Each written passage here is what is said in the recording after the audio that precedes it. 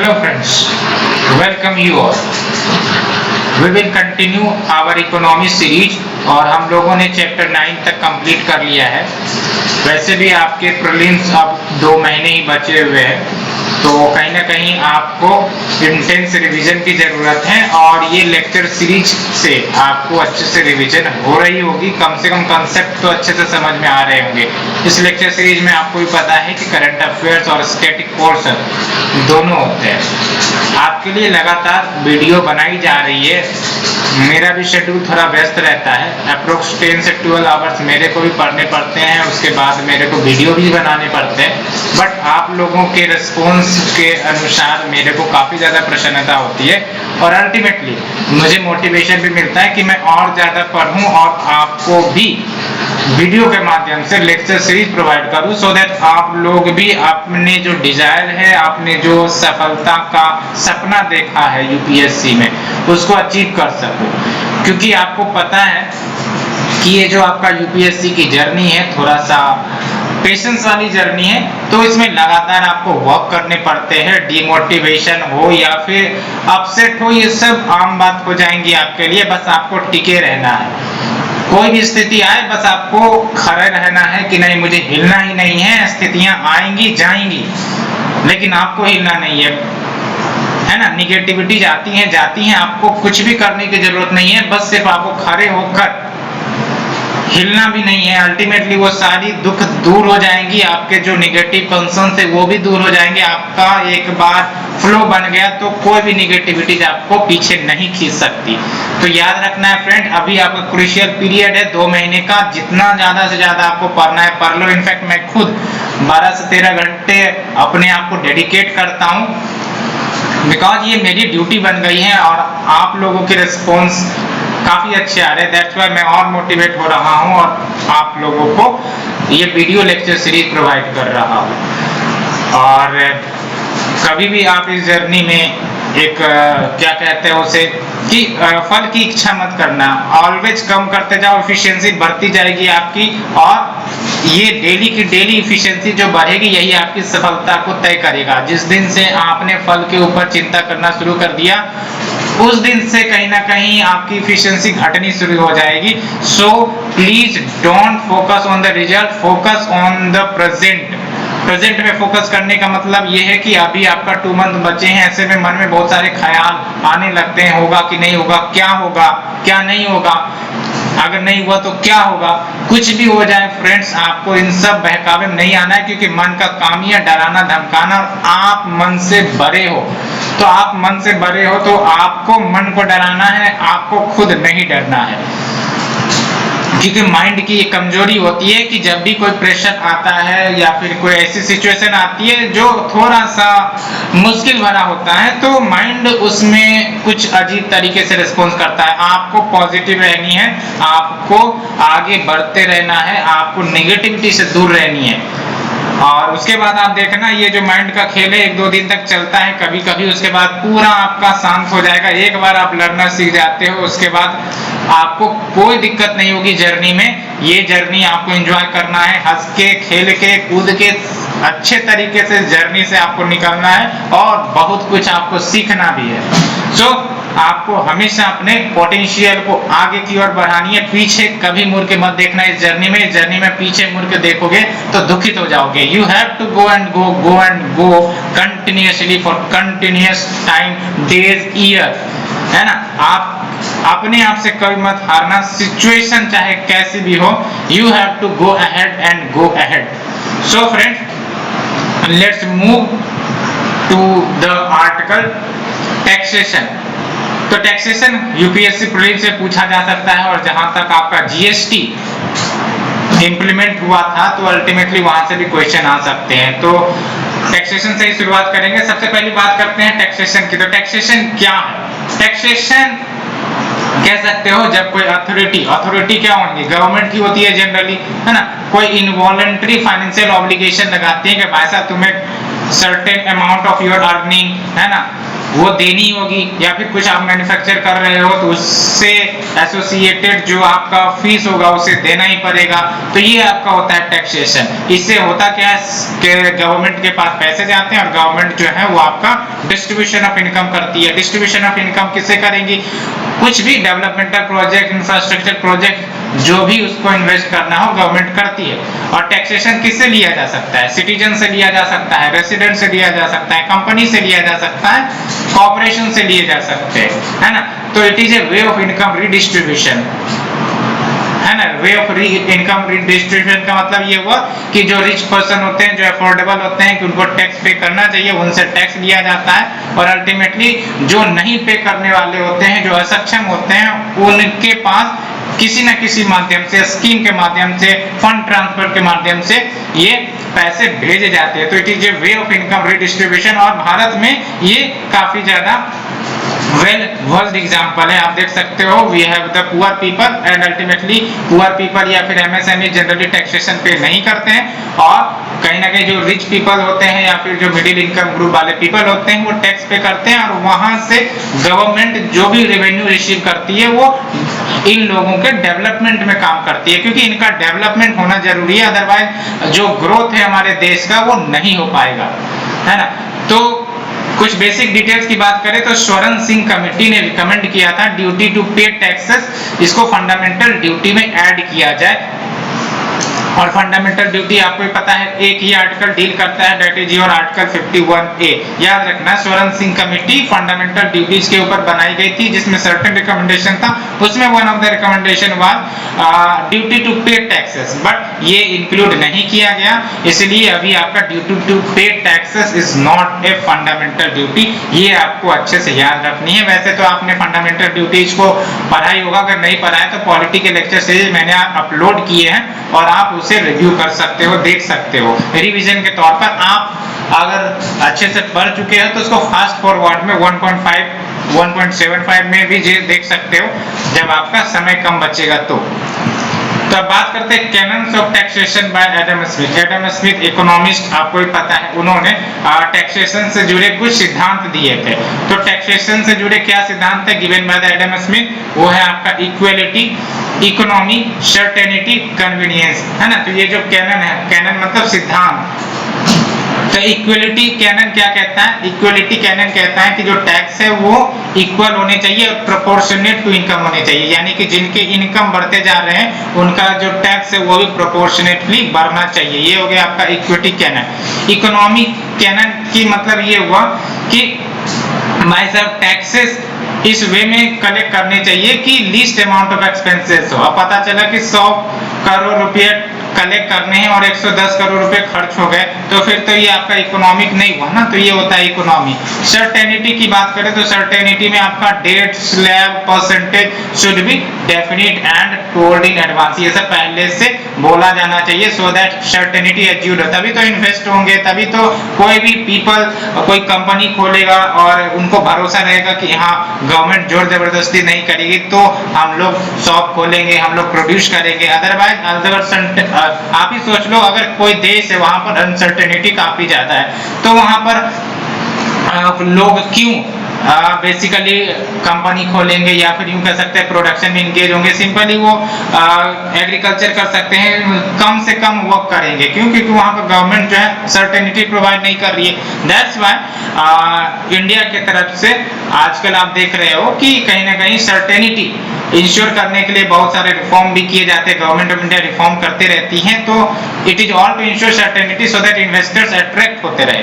Convenience की बात करें तो बेसिकली टैक्स स्ट्रक्चर को समझने में आसान हो, टैक्स कंप्यूट करने में आसान हो, filing and paying off taxes में आसान हो। पता चला एक ऐसा टैक्सेशन सिस्टम आ गया जिसमें 4 दिन लग रहे हैं टैक्स के फॉर्म भरने में ही, तो फिर ये तो कन्वीनियंस नहीं हुआ ना। दैट्स व्हाई कहीं ना कहीं कन्वीनियंस भी होना चाहिए। तो याद रखना है 4 कैनन्स ऑफ टैक्सेस जो गिवन किया गया था एडम स्मिथ के द्वारा: equality, economy, certainty and convenience.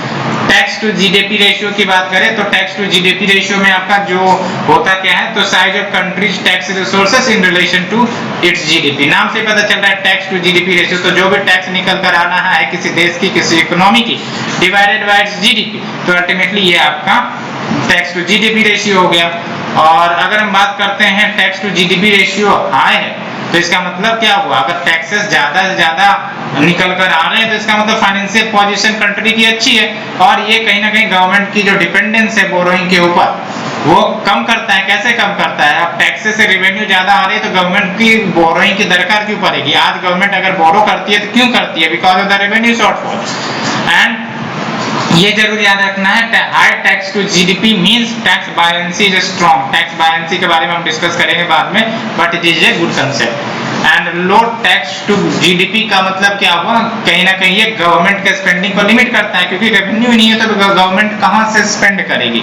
And also puts pressure on the government कि भाई साहब आप अपने फिस्कल डेफिसिट टारगेट को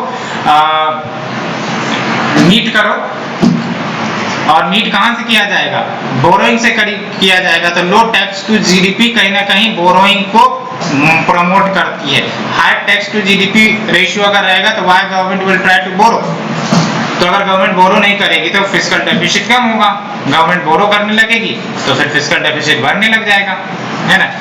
अब बात करते हैं tax incidence, impact, shifting base, ये सब कुछ टर्म्स है, याद रखना है आपको। टैक्स इंसिडेंस की बात करें तो टैक्स इंसिडेंस वो व्यक्ति होंगे जो एक्चुअली टैक्स को पे करेंगे, याद रखना, the person who will actually पे द टैक्स। और true burden of tax is given by incidence and not impact, याद रखना, है ना। तो टैक्स इंसिडेंस में क्या होगा, फॉर एग्जांपल एक पर्सन है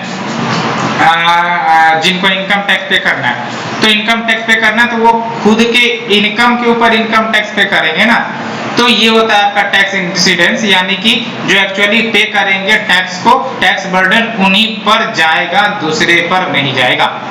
और टैक्स इंपैक्ट की बात करें तो टैक्स इंपैक्ट में वो एंटिटी होती है जिस पर टैक्स इंपोज किए जाते हैं, है ना, टैक्स इंपोज किए जाते हैं, और ये जो एंटिटी है has the legal responsibility to pay taxes. आप देख सकते हो टैक्स इंपैक्ट की बात करें तो जैसे आपने गुड्स खरीदा तो इनडायरेक्टली उस गुड्स के ऊपर आपने टैक्स भी पे किया, तो टैक्स पे किया ठीक है, लेकिन कहीं ना कहीं ये तो टैक्स इंपैक्ट तो आप पर आई ना, आपने जो गुड्स खरीदा उसके लिए आपने पैसे पे किए, उसी पैसे में आपको टैक्स भी पे करना पड़ेगा। तो टैक्स इंपैक्ट किस पर गया, आप पर गया, कंज्यूमर पर, लेकिन टैक्स इंसिडेंस किसके ऊपर गया, दुकानदार के ऊपर, क्योंकि टैक्स इंसिडेंस में क्या होगा, टैक्स इंसिडेंस में एक्चुअली जो गवर्नमेंट को पे करेगा, है ना। तो जनरली क्या होगा, आपका जो इनडायरेक्ट टैक्स होता है, इनडायरेक्ट टैक्स में जो टैक्स इंसिडेंस और टैक्स इंपैक्ट दोनों दूसरे के ऊपर लगते हैं, क्योंकि इनडायरेक्ट टैक्स फॉर एग्जांपल अगर हम जीएसटी की बात करें तो दुकानदार से आपने कोई प्रोडक्ट खरीदा, आपने जीएसटी पे किया, तो कलेक्ट कौन किया, दुकानदार ने कलेक्ट किया, तो टैक्स इंसिडेंस किसके ऊपर गया, दुकानदार के ऊपर गया, लेकिन टैक्स इंपैक्ट किसके ऊपर गया, आपके ऊपर गया, क्योंकि आपने टैक्स पे किया। उसी प्रकार से अगर हम इनकम टैक्स की बात करें तो इनकम टैक्स में क्या होगा, वो डायरेक्ट टैक्स है, टैक्स इंसिडेंस और टैक्स इंपैक्ट दोनों ही आपके ऊपर जाएंगे। क्यों, क्योंकि आपने खुद पे भी किया और उसका इंपैक्ट आपने खुद झेला। तो ये होता है आपका tax incidence versus tax impact. याद रखना है आपको, जो डायरेक्ट टैक्स होते हैं उसमें आपका टैक्स इंसिडेंस और टैक्स इंपैक्ट दोनों एक ही व्यक्ति के ऊपर पड़ता है, और जो इनडायरेक्ट टैक्सेस होते हैं उसमें टैक्स इंसिडेंस और टैक्स इंपैक्ट दो अलग अलग व्यक्ति के ऊपर पड़ता है, एक कंज्यूमर हो गए और एक हो गए आपके सेलर हो गए, कह सकते हो, है ना। टैक्स शिफ्टिंग की बात करें तो टैक्स शिफ्टिंग की मतलब हुई when incidence of tax differs from impact of tax, तो ये हो गया आपका टैक्स शिफ्टिंग। और टैक्स बेस की बात करें तो volume of goods and services जिस पर टैक्स इंपोज होने वाले हैं, टैक्स बेस होगा ना, यानी कि जिस भी गुड और सर्विसेज के ऊपर टैक्स लगने वाले हैं वो आपके टैक्स बेस हो गए। बहुत सारे प्रोडक्ट जो है वो टैक्स के अंतर्गत नहीं आते हैं, तो कहीं ना कहीं उस पर टैक्स लगेंगे नहीं, लेकिन जिस पर आपके टैक्स लगते हैं वो आपके टैक्स बेस कहला जाएंगे। और अगर हम बात करें evolution of tax in independent India, तो कुछ इंपॉर्टेंट कमेटी के नाम याद रख सकते हो, मेंस के लिए आप इस कमेटी को रिफर कर सकते हो अगर टैक्सेस के ऊपर कोई क्वेश्चन आता है तो। 1991 से 1993 के बीच में आपका चिलैया कमेटी बना था, और इम्पैक्ट ये हुआ कि जो टैक्स रिफॉर्म है वो शुरू हो गए, क्योंकि आप 1991 का पीरियड देखो, एलपीजी का पीरियड था और अल्टीमेटली वहां पर इकोनॉमिक रिफॉर्म्स लिए जा रहे थे। तो कहीं ना कहीं टैक्स रिफॉर्म्स ये चिल्लाइए कमेटी के रिकमेंडेशन से शुरू होती है और इन्होंने रिकमेंड किया कि भाई साहब भारत की टैक्सेशन सिस्टम कोई गड़बड़ है, इसको सुधारने की जरूरत है। दैट्स व्हाई रिफॉर्मिंग सिस्टम शुरू हो गई थी। उससे पहले भी एक कमेटी है 1986 में, झा कमेटी, और इस झा कमेटी के रिकमेंडेशन के अनुसार वैल्यू एडेड टैक्स इंट्रोड्यूस करी गई और रिकमेंड किया कि जो यूनियन एक्साइज ड्यूटी है, जो भी कलेक्ट किए जाते थे उस समय, उसको मॉडिफाइड वीएटी में आपका ट्रांसफॉर्म किया जाए, कन्वर्ट किया जाए। यानी कि जो पहले यूनियन एक्साइज ड्यूटी कलेक्ट किए जाते थे उसी को आपका मॉडिफाइड वीएटी कर दिया जाए, मोड वैट जिसको कहते हैं। 2002 में विजय केलकर कमेटी, इन्होंने क्या रिकमेंड किया था, वेल्थ टैक्स को एबोलिश कर दिया जाए, abolish the minimum alternative tax. तो MAT आपने सुना होगा, मिनिमम अल्टरनेटिव टैक्स, इसको भी एबोलिश करने की बात कही गई थी विजय केलकर कमेटी। अभी मिनिमम अल्टरनेटिव टैक्स है या नहीं है, आप हमें बताओ। 2003 में आपका केलकर टास्क फोर्स आता है ना। केलकर टास्क फोर्स ने fiscal responsibility and budget management के ऊपर बना था। उन्होंने जीएसटी को लाने की बात करी थी। ये याद रखना है, केलकर टास्क फोर्स से आपका जीएसटी का जो रिकमेंडेशन है शुरू हो जाता है और इसे भी आप रेफरेंस के रूप में यूज कर सकते हो कि FRBM के ऊपर जो कमेटी बनी थी, that is your Kelkar task force in 2003, इन्होंने कहीं ना कहीं जीएसटी को इंप्लीमेंट करने के लिए रिकमेंड किया था। एंड फिर ये 2006 को तो गायब कर दिया। 2015 आशीम दास कमेटी, इन्होंने कहा स्टेट लेवल वीएटी को लाया जाए, तो ultimately state level VAT introduce हुआ और 2014-16 के पीरियड में आपका 172nd कॉन्स्टिट्यूशनल अमेंडमेंट बिल, याद रखना ये आपका 122nd कॉन्स्टिट्यूशनल अमेंडमेंट बिल है और 16 लोकसभा में इंट्रोड्यूस किया गया और अल्टीमेटली इस बिल को फिर पास किया गया और ultimately 101st constitutional amendment act 2016 के रूप में ये आपका जीएसटी धरती पर आ जाता है, यानी कि भारत के धरती पर आ जाता है। तो याद क्या रखना है इसमें आपको, 101st constitutional amendment act GST, और इतना ही नहीं आपको ये भी याद रखना है 99th CA, 100 CA, 101 CA, 102 CA, 103, 104 CA, इतने आपको याद रखने हैं सो दैट आपका कोई भी यूपीएससी के ऊपर क्वेश्चन रिसेंट अमेंडमेंट के ऊपर आते हैं तो वो आप सॉल्व कर सकते हैं ना। Now let's talk about features of good taxation system. अगर टैक्सेशन सिस्टम अच्छा हो तो फिर क्या इसके बेनिफिट होते हैं। तो पहली बात तो fairness in the term of horizontal equity and vertical equity, है ना। यानी कि लेट्स से कि कोई इंडिविजुअल है जो आइडेंटिकल या सिमिलर सिचुएशन है ना, उसका इकोनॉमिक इनकम जो है वो सेम लेवल में आपका बिलोंग करता है ना, तो वो आइडेंटिकल टैक्सेस पे करे, सिमिलर टैक्सेस पे करे, तो ये आपके हॉरिजॉन्टल इक्विटी हो गए, है ना। जैसे फॉर एग्जांपल आप पर्सन है ना, P1 P2 P3 P4 P5 है ना, P1 P2 P3 P4 P5, ये हॉरिजॉन्टल इक्विटी में है। तो इसका मतलब क्या है, इसकी जो कंडीशन है ये सोशियो नहीं, इकोनॉमिक कंडीशन कह सकते हो, इसकी सिमिलर है इसके साथ, इसकी कंडीशन सिमिलर है इसके साथ, इसकी कंडीशन सिमिलर है इसके साथ, तो अल्टीमेटली क्या हो गया, हॉरिजॉन्टल इक्विटी हो गई यहाँ पर। सो अगर पर्सन 1 अगर 100 रुपए टैक्स पे कर रहा है तो ऐसा ना हो कि पर्सन 2 500 रुपए पे करे, ये इक्वल होने चाहिए, है ना। तो ये होता है आपका fairness in horizontal equity. And when people in higher tax bracket people pays more taxes, it is known as vertical equity. अब एक तो ऐसा भी हो सकता है ना, कि जैसे जैसे हम ऊपर जा रहे हैं वो इनकम लेवल बढ़ता जा रहा है, तो ये तो सही नहीं होगा कि सबको एक ही टैक्स पे करना पड़े, है ना। तो जो हायर इनकम अर्न कर रहे हैं तो उनको हायर टैक्स पे करना पड़े, जो लोअर इनकम अर्न कर रहे हैं उनको लोअर टैक्स पे करना पड़े, सो दैट बर्डन कम कर सके, है ना। तो ये आपका हो जाता है fairness in terms of horizontal equity and vertical equity. And the other benefits देख सकते हो आप, efficiency should be able to raise resources via taxes, least amount of difficulty to the taxpayer। पता चला कि भाई साहब, जैसा कि मैंने एग्जांपल लिया कि इनकम टैक्स पे करना है, इनकम टैक्स पे करने में पता चला कि 500 पेज का फॉर्म लाके धर दिए और उसको भरना है और तब जाके आपका इनकम टैक्स पेमेंट होगा, तो आदमी तो पागल हो जाएगा, उस फॉर्म को ही भरते भरते टैक्स क्या पे करेगा। सो इफिशिएंसी होनी चाहिए कि यानी कि क्विक फॉर्म हो, आराम से जो भी वेरिफिकेशन हो सके वो तुरंत हो सके और इफिशिएंट हो सके, 4 बार चक्कर ऑफिसेस का लगाना ना पड़े। तो इससे क्या होगा कि मोटिवेशन मिलेगा, ठीक है भाई साहब गवर्नमेंट इतनी अच्छी है, तुरंत में काम हो जाता है, कोई दिक्कत नहीं, हम तो टैक्स पे करेंगे। तो कहीं ना कहीं इफिशिएंसी भी एक रोल प्ले करती है और कहीं ना कहीं वो टैक्स बेस को भी बढ़ा सकती है अगर एफिशिएंट सिस्टम रहा तो, है ना।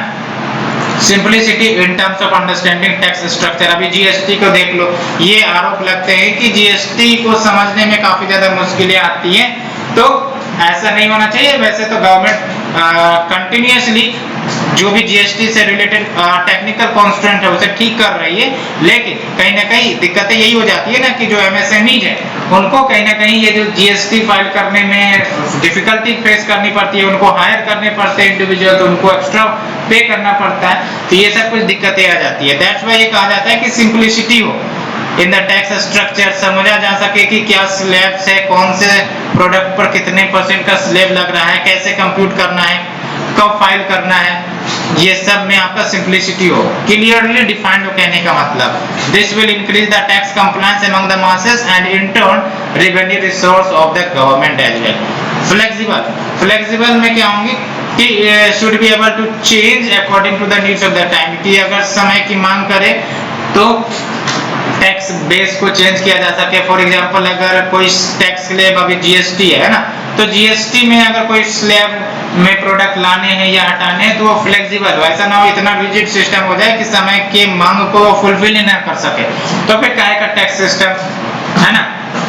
So that's why tax system should be flexible and transparent. Transparent की बात करें तो जो इंडिविजुअल असेसमेंट है टैक्सेस के as well as total collection and amount spent on the public goods using those resources, ये ट्रांसपेरेंट मैनर में हो, तभी तो पता चलेगा कि जो मेरे पैसे हैं जो टैक्सेस के रूप में लिए जा रहे हैं वो खर्च कहाँ किए जा रहे हैं, सही जगह खर्च किए जा रहे हैं या नहीं किए जा रहे हैं। तो ये ट्रांसपेरेंट हो तो मोटिवेशन भी बनती है कि चलो हाँ ये अच्छी जगह खर्च हो रहे हैं, गरीबों की भलाई में खर्च हो रहे हैं और इससे आपका इकोनॉमिक डेवलपमेंट हो रहा है, जो बच्चे हैं वो शिक्षित हो रहे हैं, स्कूल खुल रहे हैं, एजुकेशनल बुक्स ट्रांसफर किए जा रहे हैं, तो मोटिवेशन मिलता है। तो हाँ चलो अंदर से हम लोग भी मोटिवेट होंगे कि यहाँ टैक्स पे किया जाना चाहिए, तो it should be taxation should be transparent. अब बात करते हैं मेथड्स ऑफ टैक्सेशन की। तो टैक्सेशन का क्या क्या मेथड हो सकते हैं, तो आपके जो टैक्स होते हैं कोई भी इकोनॉमी में जब आप जाओगे तो देखोगे कुछ सर्टेन टाइप्स ऑफ टैक्स हो सकते हैं, आप ऑब्जर्व करोगे, इंडिया में भी ऑब्जर्व करोगे। For example progressive tax. Progressive tax में क्या होगा, जैसे जैसे इनकम बढ़ती है वैसे वैसे टैक्स भी उस पर्टिकुलर व्यक्ति या कंपनी के ऊपर बढ़ जाएगी। For example income tax is progressive tax, जितना ज्यादा इनकम उतना ज्यादा आपका टैक्स। रिग्रेसिव टैक्स, रिग्रेसिव नाम से पता चल रहा, तो इसमें क्या होगा कि आपका टैक्स रेट डिक्रीज करेगा जैसे जैसे जो अमाउंट है which is subject to taxation वो इंक्रीज करेगा। यानी कि अगर टैक्स का अमाउंट यानी कि जो भी आपके इनकम है जिस पर टैक्स लगानी है वो अगर बढ़ती जा रही है तो यहाँ पर आपका टैक्स कम हो जाएगा। ये उल्टा हो रहा है रिग्रेसिव टैक्स, ठीक है ना। जैसे जैसे इनकम बढ़ती जा रही है वहां पर आपका टैक्स रेट कम होता जा रहा है ना। जैसे आपका लेट्स से कि 10,000 इनकम था तो आपका 15% लगता था, है ना। फिर 1 लाख हो गया तो आपका लेट्स से कि 12% लग रहा है, फिर आपका 2 लाख हो गया तो 10% लग रहा है। तो जैसे जैसे टैक्सेबल इनकम बढ़ते जा रहे हैं आप देख सकते हो कि टैक्स रेट घटता जा रहा है ना। तो ये हो गया आपका रिग्रेसिव, क्योंकि वैसे अगर लॉजिकल देखा जाए तो इनकम बढ़ रहा है तो फिर टैक्स रेट घटने चाहिए, लेकिन यहाँ पर क्या हो रहा है आपका इवन इनकम बढ़ रहा है तो आपका टैक्स रेट कम हो रहा है। तो ये हो गया आपका रिग्रेसिव टैक्स। और फिर आप देख सकते हो, एक सेकेंड रुको, तो आप देख सकते हो यहाँ पर फिर क्या होगा कि जो आपके लो इनकम अर्नर्स होंगे उनको कहीं ना कहीं लार्जर परसेंटेज ऑफ इनकम में से टैक्स पे करना पड़ेगा than from the high income earners. इसलिए ये रिग्रेसिव है। एग्जाम्पल भी है आपका रिग्रेसिव टैक्स का सेल्स टैक्स।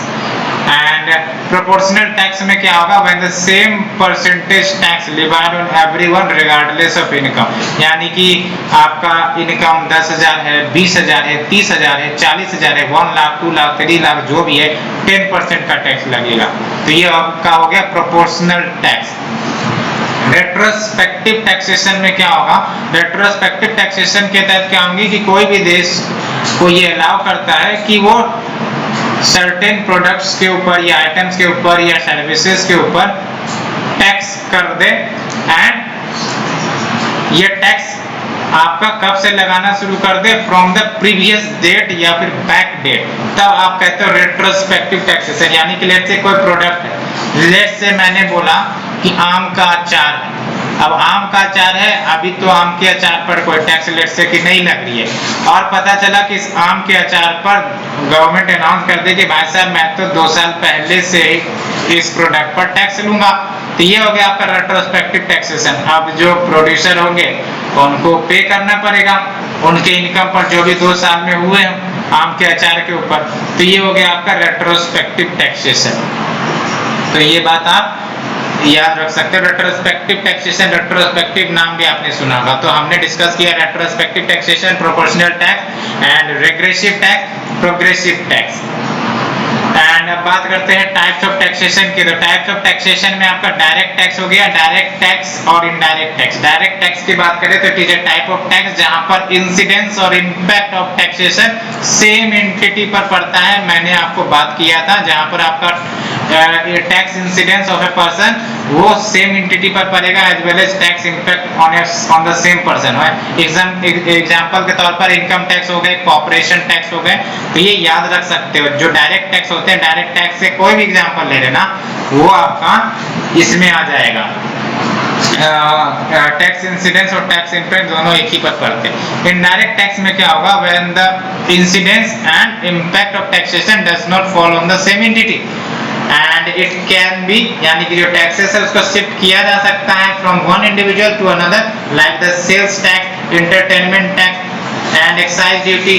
तो यहाँ पर incidence is not equal to impact. क्यों? क्योंकि एक तो कंज्यूमर भले ही इनडायरेक्टली वो मनी पे कर रहा है, लेकिन टैक्स डिपॉजिट कौन करेगा, जो आपका सेलर होगा, है ना। तो ये बातें हो जाती है। तो जो भी इनडायरेक्ट टैक्स होंगे, जैसे आपके सेल्स टैक्स हो गए, है ना, एंटरटेनमेंट टैक्स हो गए, एक्साइज ड्यूटी हो गए, ये सब आप इनडायरेक्टली मनी के टर्म से पे तो कर देते हो, लेकिन इन जो आपको सर्विस प्रोवाइड कर रहा है वो गवर्नमेंट को पे करते हैं। फिर now we have the direct tax code. Direct tax code basically direct tax को लेकर ये सर्टेन प्रोविजंस लाने का प्रयास किया गया था। तो आप देख सकते हो टास्क फोर्स जो शुरुआत में हेड करी गई थी फॉर्मल सीबीडीटी मेंबर के द्वारा, that is Arvind Modi, and बाद में फिर लीड किया गया अखिलेश रंजन के द्वारा। तो ये कंस्टिट्यूट करी गई थी नवंबर 2017 में, सो दैट जो इनकम टैक्स एक्ट है ना, उसको रिव्यू किया जा सके कॉम्प्रिहेंसिव वे में और नया डायरेक्ट टैक्स लॉ लाया जाए। तो उसी के रूप में जो रिकमेंडेशन आया था वो डायरेक्ट टैक्स कोड आया था। अभी तो इनडायरेक्ट टैक्स के लिए तो आपका रिफॉर्म आ गया जीएसटी, डायरेक्ट टैक्स को भी रिफॉर्म करने का प्रयास किया जा रहा था। तो उसके लिए committee, that is your Akhilesh Ranjan committee कह सकते हो, अरविंद मोदी कमेटी कह सकते हो, है ना, रिव्यू करने के लिए इनकम टैक्स एक्ट को। तो जो प्रपोजल है इन द ड्राफ्ट कोड, इसमें क्या ऑब्जेक्टिव है, तो मोर सर्टेनिटी लाया जाए taxation of the personal and corporate income को लेकर as well as capital gains को लेकर, है ना। तो कैपिटल गेन्स में क्या होता है, जो भी कैपिटल आपके पास था आपने उसे बेचा और अल्टीमेटली आपको गेन हुआ, तो उसके ऊपर कैपिटल गेन्स टैक्स भी लगते हैं, है ना। तो ये हो गया आपके capital gains and at bringing the gist of numerous judicial pronouncement made since 1961। तो 1961 के 1961 के बाद से बहुत सारे जुडिशियल प्रोनाउंसमेंट हुए थे ऑन द टैक्सेशन इश्यूज, तो उन सबको भी इनकॉर्पोरेट किया जाए सो दैट जो आपके changing nature of the time उसके अनुसार ये आपका इनकम टैक्स अडॉप्ट हो सके, है ना। तो ये बातें हैं आपका। तो अब बात करते हैं टाइप्स ऑफ डायरेक्ट क्वेश्चन क्या आ सकते हैं यहाँ पर डायरेक्ट टैक्स के ऊपर। तो सिंपली आपको पूछा जा सकता है इनडायरेक्ट टैक्स और डायरेक्ट टैक्स, के कुछ सर्टेन नाम तो याद रख सकते हो। और ये जो डायरेक्ट टैक्स होते हैं इसको भी आप दो भाग में बांट सकते हैं, तो यूनियन गवर्नमेंट जो टैक्सेशन लगाती है और दूसरा स्टेट गवर्नमेंट जो टैक्सेशन लगाती है।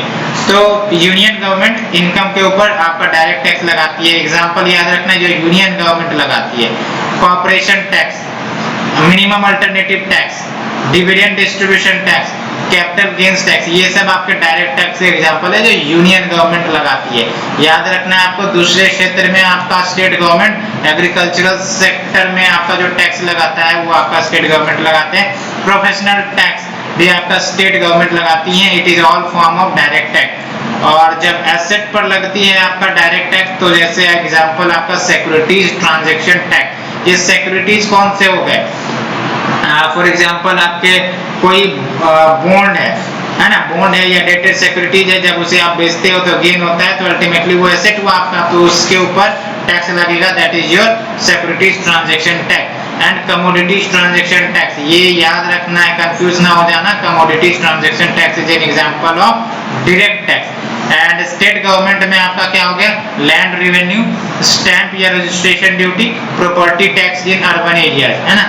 And on expenditure we have the fringe benefit tax and gift tax, ये सब याद रखना है आपको, एग्जांपल है डायरेक्ट टैक्स के। भले ही आपका टाइप बदल रहा है but all are the example of direct taxes.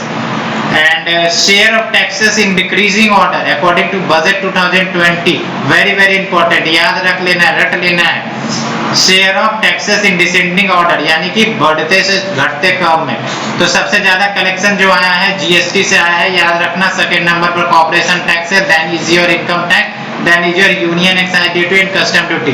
तो इसे रट लेना है कि आपका share of taxes in decreasing order, first one is your GST, second one is your corporation tax, third one is your income tax and fourth one is your union excise duty, then custom duty. तो basically ये अब आते हैं minimum alternative tax के ऊपर, है ना। Minimum alternative tax के ऊपर आते हैं, तो ये जो आपका मिनिमम अल्टरनेटिव टैक्स है वो यूनिफॉर्मली 18.5% लगा दिए जाते हैं ऑन द बुक प्रॉफिट। कहने का मतलब ये है कि बहुत सारी कंपनियां होती हैं जो प्रॉफिट तो कमाती है लेकिन दिखाती हैं कि भाई साहब हमारे को प्रॉफिट हुआ ही नहीं, बिकॉज हमने उनसे लोन लिया था, उनको पे कर दिया, दिस कर दिया, दैट कर दिया, अल्टीमेटली वो जीरो प्रॉफिट दिखाते हैं। तो ऐसे में गवर्नमेंट को तो नुकसान हो जाएगा, गवर्नमेंट को नुकसान हो जाएगा। तो गवर्नमेंट ने एक तरकीब निकाला कि भाई साहब आपको कुछ भी हो या ना हो, आपको 18.5% का मिनिमम अल्टरनेटिव टैक्स देना ही पड़ेगा, है ना। तो ये याद रखना है आपको, मिनिमम अल्टरनेटिव टैक्स, यानी कि ये रिक्वायर्ड कंपनीज के ऊपर, वो कंपनी जिनका नो प्रॉफिट नो लॉस हो रहा है ना। क्योंकि बहुत सारी कंपनियां ये सब तरीके अपनाती हैं, प्रॉफिट को डाइवर्ट कर देती हैं टू शोकेज की मेरे को प्रॉफिट ही नहीं हुई है, तो उसके ऊपर आपका मिनिमम अल्टरनेटिव टैक्स लगाए जाएंगे 18.5% का। तो ये याद रखना है। तो ये हो गया all companies in India whether domestic और foreign fall under this provision, याद रखना है। MAT was later extended to cover non corporate entities as well, तो नॉन कॉर्पोरेट एंटिटीज के ऊपर भी लगाती है, नॉन कॉर्पोरेट एंटिटीज यानी कि इंडिविजुअल कंपनी।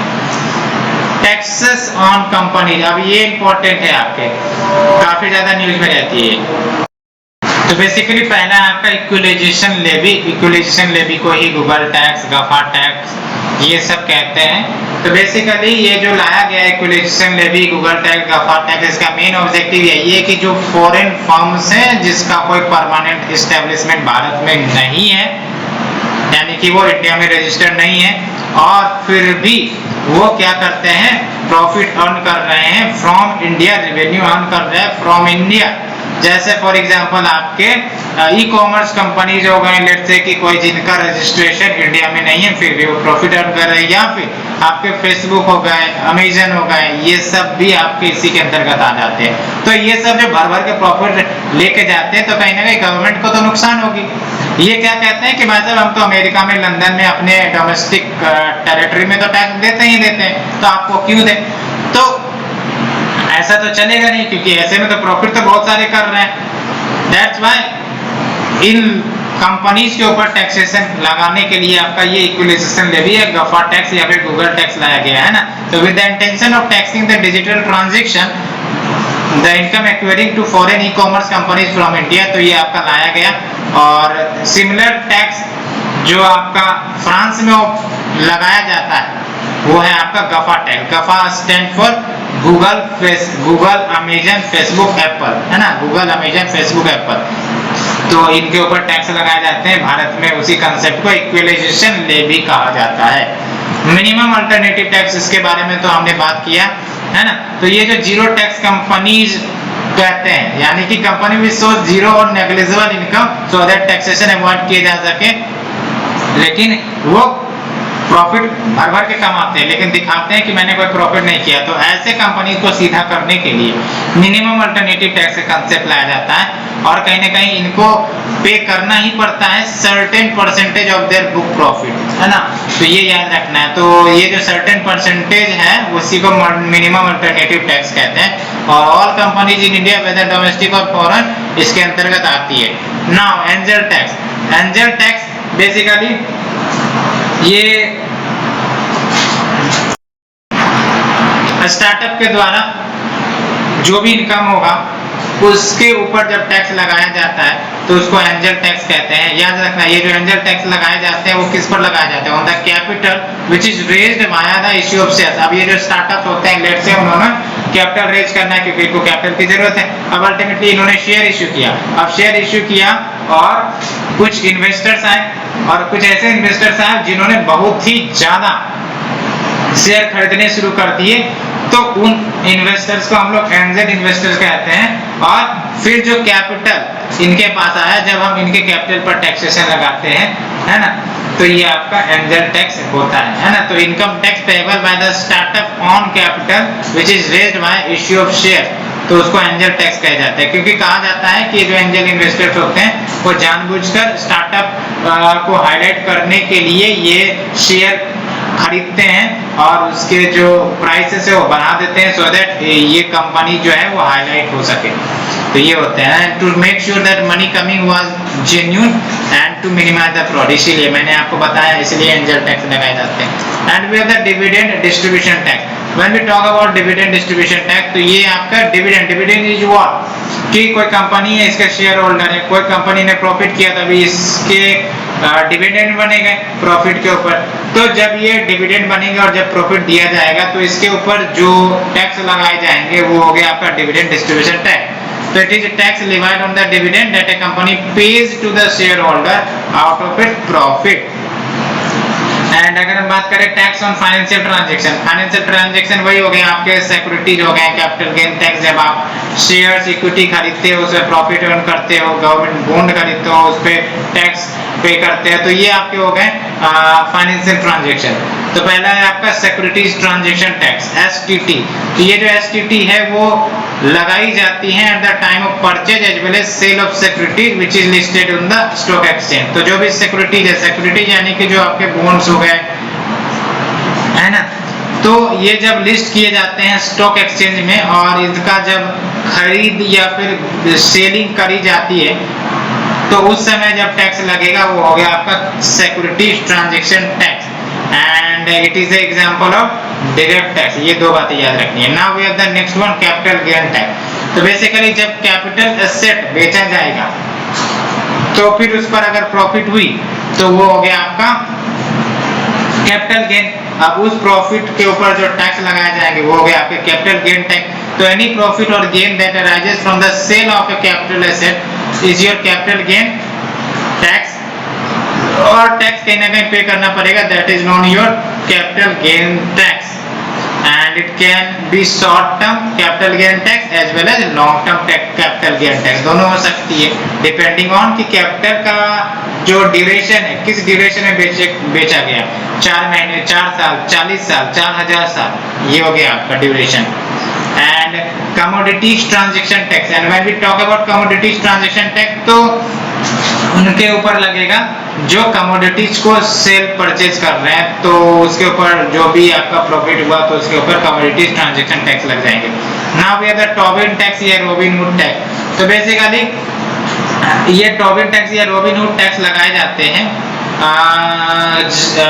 जो आपके करेंसी मार्केट ट्रांजैक्शंस किए जाते हैं तब। फॉर एग्जांपल लेट्स से कि मैं करेंसी मार्केट में गया, ऑनलाइन ही होता है बेसिकली ये सब, और अल्टीमेटली मैं ये मौके में हूँ कि किसका एप्रिसिएशन होता है। अब जिसका एप्रिसिएशन होने वाला होगा मैं खरीद लूंगा।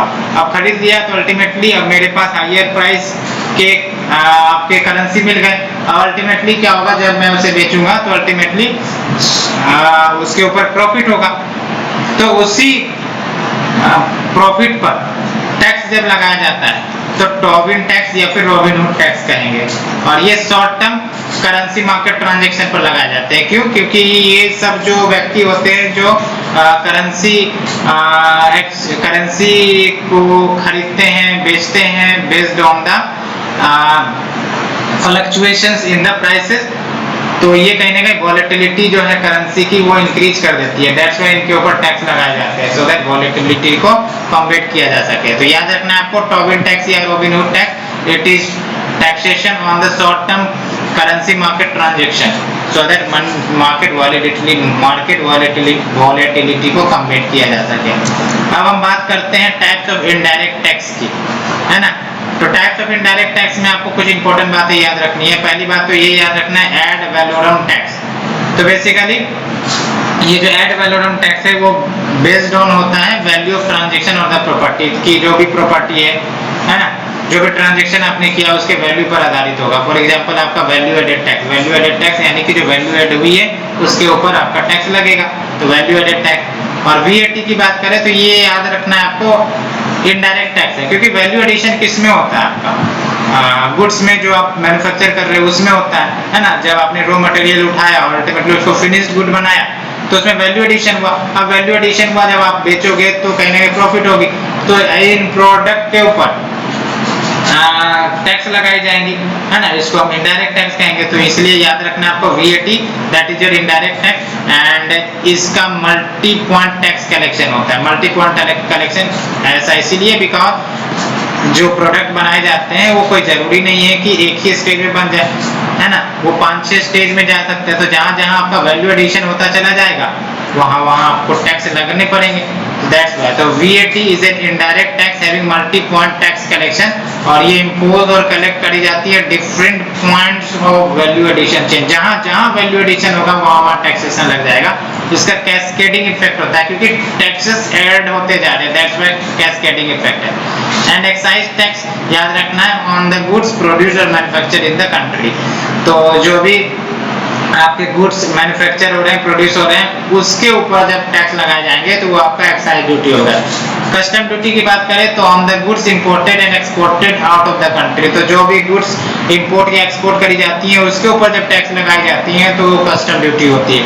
आपको एक्साइज टैक्स और कस्टम ड्यूटी में कंफ्यूजन हो सकता है, तो you have to remove the confusion कि कस्टम ड्यूटी इंपोर्ट एक्सपोर्ट पर लगाए जाते हैं, एक्साइज ड्यूटी गुड्स मैन्युफैक्चर्ड और प्रोड्यूस्ड इन द कंट्री उसके ऊपर लगाए जाते हैं। You have to know it.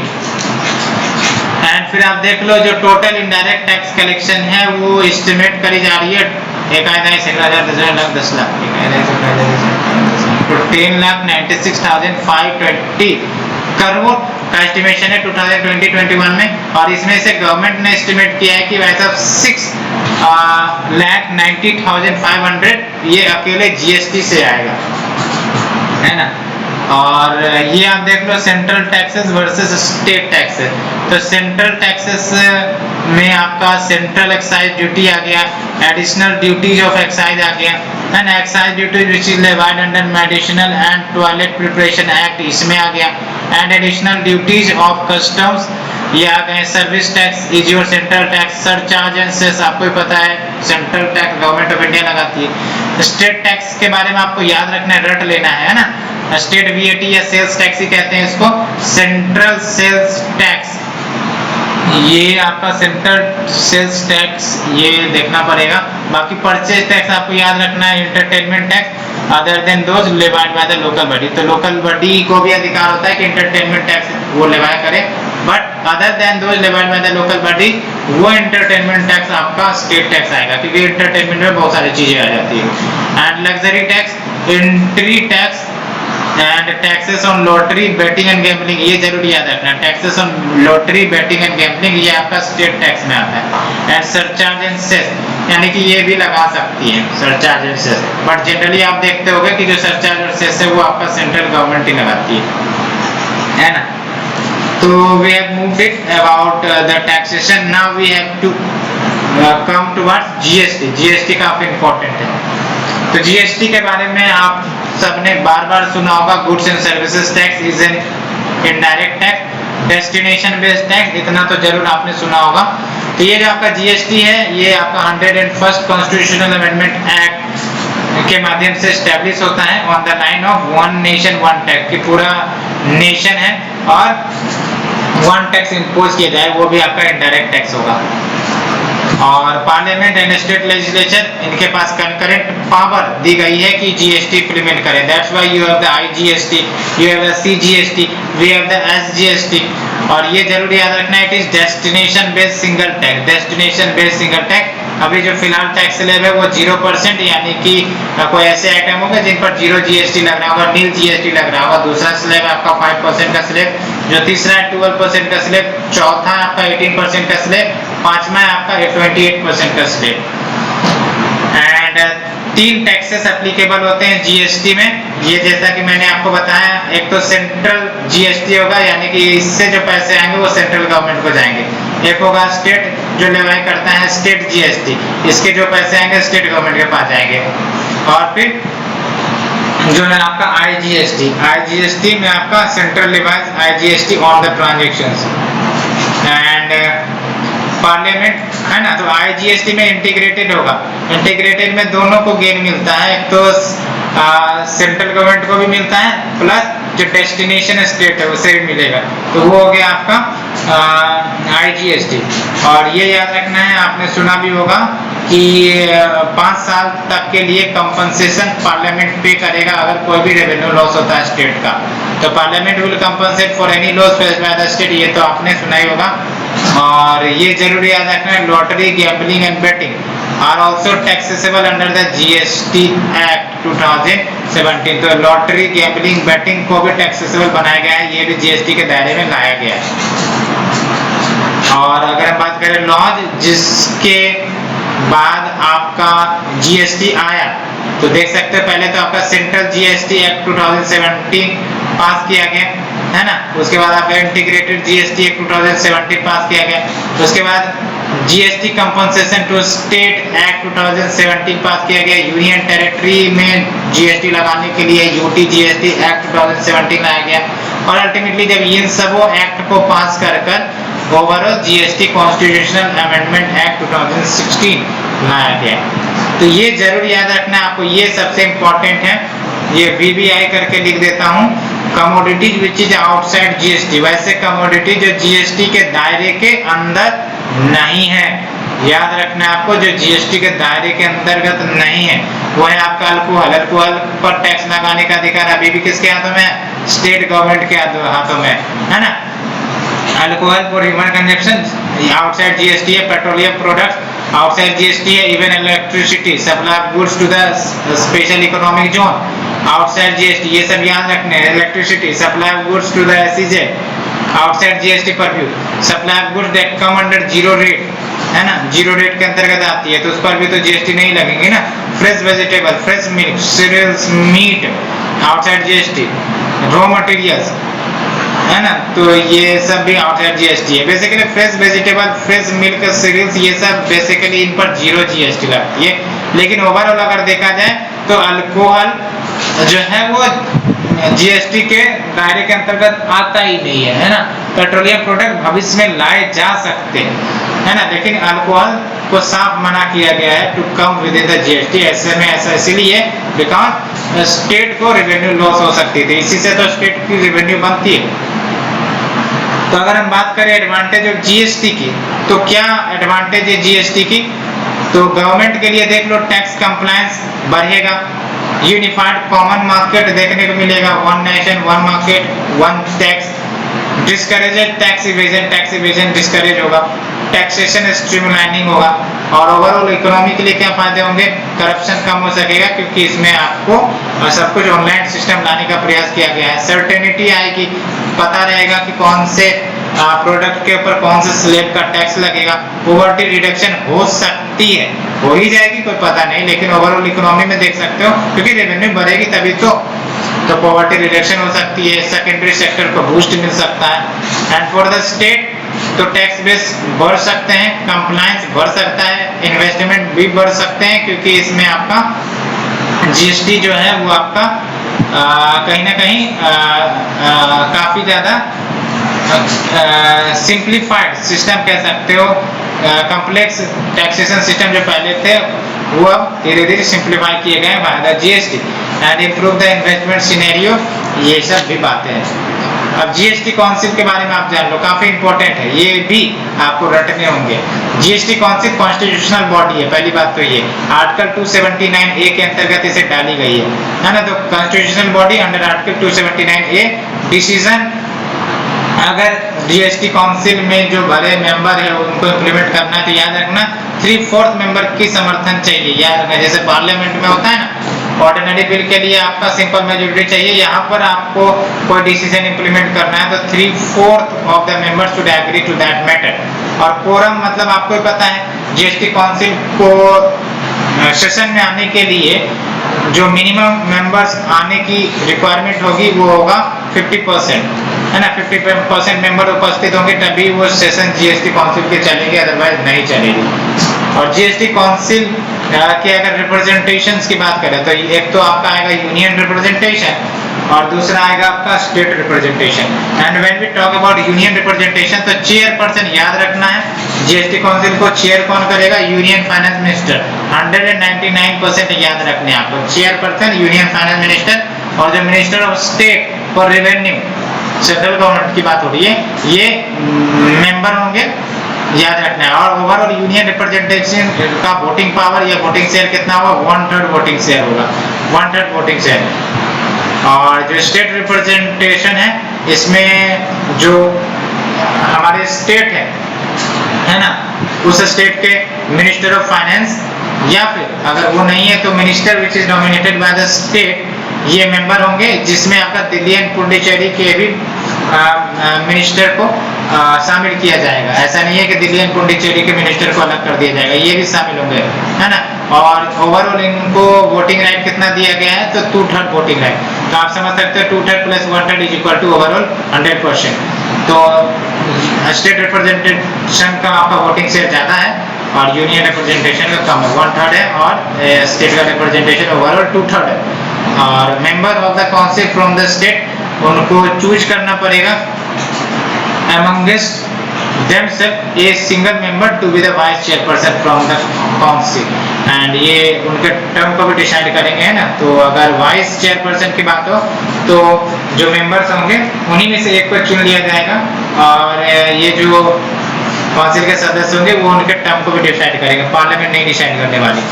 Now we move to the GST composition scheme, and when we talk about GST composition scheme तो आपको ही पता है अब जीएसटी है, जीएसटी कॉम्प्लिकेटेड है। अब जो बड़े बड़े का दुकानदार है जिनका टर्नओवर काफी ज्यादा है उनके लिए तो ठीक है, वो एक व्यक्ति को हायर कर सकते हैं, लेकिन वैसे व्यक्ति जिनका टर्नओवर काफी कम है बट उन्हें जीएसटी के दायरे में आना है और उनके खर्चे को कम करवाना है। ये जो जीएसटी सब में लगते हैं फाइल करवाने में या फिर हायर करवाने में, कम करवाने, तो क्या किया जाएगा, तो उनके लिए गवर्नमेंट ऑफ इंडिया ने जीएसटी कंपोजिशन स्कीम लेकर आया है ना। तो जो रजिस्टर्ड टैक्स पेयर होंगे उनके लिए आपका ये ऑप्शन उपलब्ध करवाया गया है ना। तो इसमें क्या होगा कि जो स्मॉल टैक्स पेयर्स होंगे उनको कहीं ना कहीं जो टीडीएस जीएसटी फॉर्मेलिटीज है उनको उनसे मुक्ति पाने के लिए, दिलाने के लिए ये कंसेप्ट लाया गया है। और ये क्या करेंगे कि एक फिक्स टर्नओवर होगा और उसके ऊपर वो अपना जीएसटी पे करेंगे, बट ये आपका आई थिंक 4 महीने में एक बार पे किया जाता है ना। जैसे आपका जो नॉर्मल जिनकी टर्नओवर ज्यादा रहती है उनको मंथली बेसिस पर पे करना पड़ता है, लेकिन एक सुविधा जीएसटी कंपोजिशन स्कीम में क्या हो गया कि 4-4 महीने के अंतराल पर इनको पे करना पड़ेगा। ये बेनिफिट है सो दैट ये जो निटी-ग्रिटीज हैं GST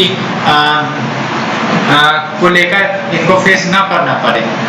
so this scheme can be opted by any taxpayer जिनका टर्नओवर लेस देन 1.5 करोड़ है और north eastern state and Himachal Pradesh के लिए लिमिट जो रखी गई है वो 75 लाख रखी गई है ना। तो आप याद रख सकते हो turnover is less than 1.5 crore, तो उनके पास ऑप्शन है कि ये कंपोजिशन स्कीम के पास जा सकते हैं, ऑप्शन है। अदरवाइज ये नॉर्मल जैसे मंथली बेसिस पर पे किया जा सकता है उसके ऊपर भी जा सकते हैं, बट जीएसटी कंपोजिशन स्कीम उनके लिए उपलब्ध किया गया है एज एन ऑप्शन है।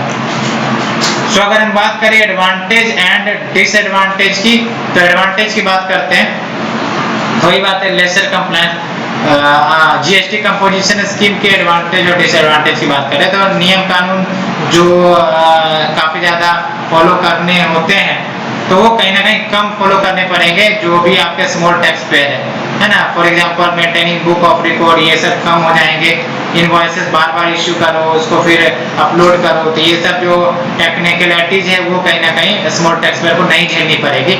और सबसे इंपॉर्टेंट बात तो ये है कि लिमिटेड टैक्स लायबिलिटीज है, लिमिटेड टैक्स लायबिलिटीज है, जो भी उनका एक एवरेज टर्नओवर होगा उनके ऊपर सर्टेन टैक्स पे करने होंगे बस।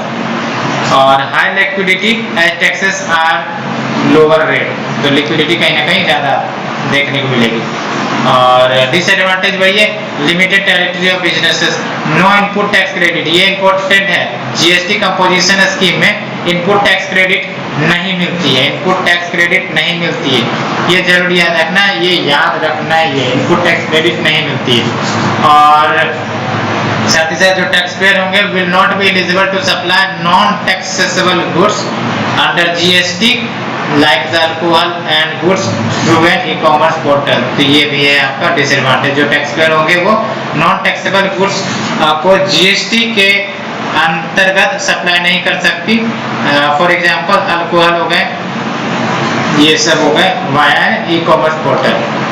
And now let's move to the GST related organisation, तो ये भी इंपॉर्टेंट है जीएसटी रिलेटेड ऑर्गेनाइजेशन। एक तो हो गया आपका NAPA that is your national anti profiteering authority, और दूसरा हो गया आपका जीएसटीएन नेटवर्क। अब basically national anti profiteering authority इस विचार से लाई गई थी कि जब इम्प्लीमेंट करी जाएंगे जीएसटी तो बहुत सारे प्रोडक्ट सस्ते हो जाएंगे। अब बहुत सारे प्रोडक्ट सस्ते हो जाएंगे लेकिन कुछ जो प्रोड्यूसर है मैन्युफैक्चरर है वो क्या करते हैं कि डिस्पाइट कि उनको कम टैक्स देना पड़ रहा है जीएसटी के अंतर्गत, क्योंकि स्लैब हो सकता है कम हो गई होंगी, कम टैक्स पे करना पड़ रहा है, तो वो बेनिफिट आगे कंज्यूमर को शेयर नहीं करते, है ना। तो ऐसे में क्या हो गया कि फायदा क्या हुआ फिर जीएसटी का, बहुत आपने सुना होगा कि जीएसटी आने से प्रोडक्ट के प्राइसेस कम हो जाएंगे, प्रोडक्ट के प्राइसेस कम हो जाएंगे। अब हो सकता है कि प्रोडक्ट के प्राइसेस कम हो रहे होंगे लेकिन वो कंज्यूमर तक नहीं पहुंच रहे, तो इसी ऑब्जेक्टिव्स के साथ आपका नेशनल एंटी प्रॉफिटरिंग अथॉरिटी भी स्टैब्लिश किया गया था under the central good and services tax act 2017 यानी कि सीजीएसटी एक्ट 2017, सो दैट जो जीएसटी आने से जो आपका बेनिफिट मिल रहा है प्रोड्यूसर को वो बेनिफिट आगे कंज्यूमर को शेयर हो सके। तो कहीं ना कहीं मैन्युफैक्चरर के ऊपर प्रोड्यूसर के ऊपर यूं कह सकते हो कि तंज कसी जाएंगी सो दैट वो बेनिफिट आगे शेयर करे कंज्यूमर को। तो ये था आपका, तो इंस्टीट्यूशनल मैकेनिज्म है ये to check the unfair profit making activities by the trading community and to ensure कि जो बेनिफिट है जीएसटी का वो कंज्यूमर के पास पहुंच जाए। तो ये इसलिए आपका नेशनल एंटी प्रॉफिटरिंग अथॉरिटी लाया गया था। याद रखना स्टेट्यूटरी है, क्यों? Because it has been created under CGST act 2017। अच्छे से रट लेना, and it is not headed by union finance minister, ये जरूर याद रखना है। NAPA is not headed by union finance minister, it is headed by a senior officer of the level secretary to the government of India, and इनके 4 technical members होते हैं from the centre और the states. और अगर हम बात करें GST network की, तो इसे भी आपको याद रखना है। जीएसटी नेटवर्क आपका नॉन प्रॉफिट गवर्नमेंट ऑर्गेनाइजेशन है, याद रखना नॉन प्रॉफिट गवर्नमेंट ऑर्गेनाइजेशन है, और ये मैनेज करेंगी entire IT system of the GST portal. जो भी आप जीएसटी पोर्टल देखते हो उसके अंतर्गत जो भी सिस्टम मैनेज करी जाती है वो आपका जीएसटी नेटवर्क का है। तो क्या क्या याद रखना है इसके बारे में? नॉन प्रॉफिट गवर्नमेंट ऑर्गेनाइजेशन है, और ये शेयर डिस्ट्रीब्यूशन याद रखना है 100% share are owned by the centre and state government. Private entity का कोई भी शेयर यहाँ पर नहीं है, याद रखना है कंप्लीटली गवर्नमेंट ओन्ड है, ये नॉन प्रॉफिट है, नॉन प्रॉफिट गवर्नमेंट ऑर्गेनाइजेशन है। और it will establish a uniform interface for the tax pair साथ ही साथ common and shared IT infrastructure भी क्रिएट करता है both for centre and the state. और ये जो आपका जीएसटीएन है ये हैंडल करती है इनवाइसेस को, various returns, registrations, payment and refund. आपने अगर जीएसटी पोर्टल एक्सेस किया है तो आप आराम से इसके एप्लीकेशंस और सर्विसेज को आइडेंटिफाई कर सकते हो। प्रीलिम्स के लिए जीएसटी इनपुट टैक्स क्रेडिट थोड़ा जानना जरूरी है क्योंकि ये काफी ज्यादा इंपॉर्टेंट कंसेप्ट है। मेंस के लिए भी ये इंपॉर्टेंट कंसेप्ट हो जाता है जीएसटी इनपुट टैक्स क्रेडिट। तो बेसिकली जीएसटी लाने का ऑब्जेक्टिव एक ये भी था कि जो कैस्केडिंग ऑफ टैक्सेस है उसको अवॉइड कर सके। व्हेन वी से कैस्केडिंग ऑफ टैक्स, इसका मतलब क्या होता है कि जो प्रोड्यूसर है उसने कुछ प्रोड्यूस किया, उस पर टैक्स लग गया, है ना। अब ये जब दूसरा फेज ऑफ प्रोडक्शन में गया तो अब अल्टीमेटली क्या होगा, इस पहले वाले प्रोडक्ट जो आए हैं इस पर फिर से वैल्यू एडिशन होगा, और फिर से वैल्यू एडिशन होगा, फिर से इसको टैक्स पे करना पड़ेगा। फिर जब ये तीसरे फेज में जाएगा तो अल्टीमेटली फिर से इस पर वैल्यू एडिशन होगा और ये ओवरऑल प्रोडक्ट पर टैक्सेशन लगेगा।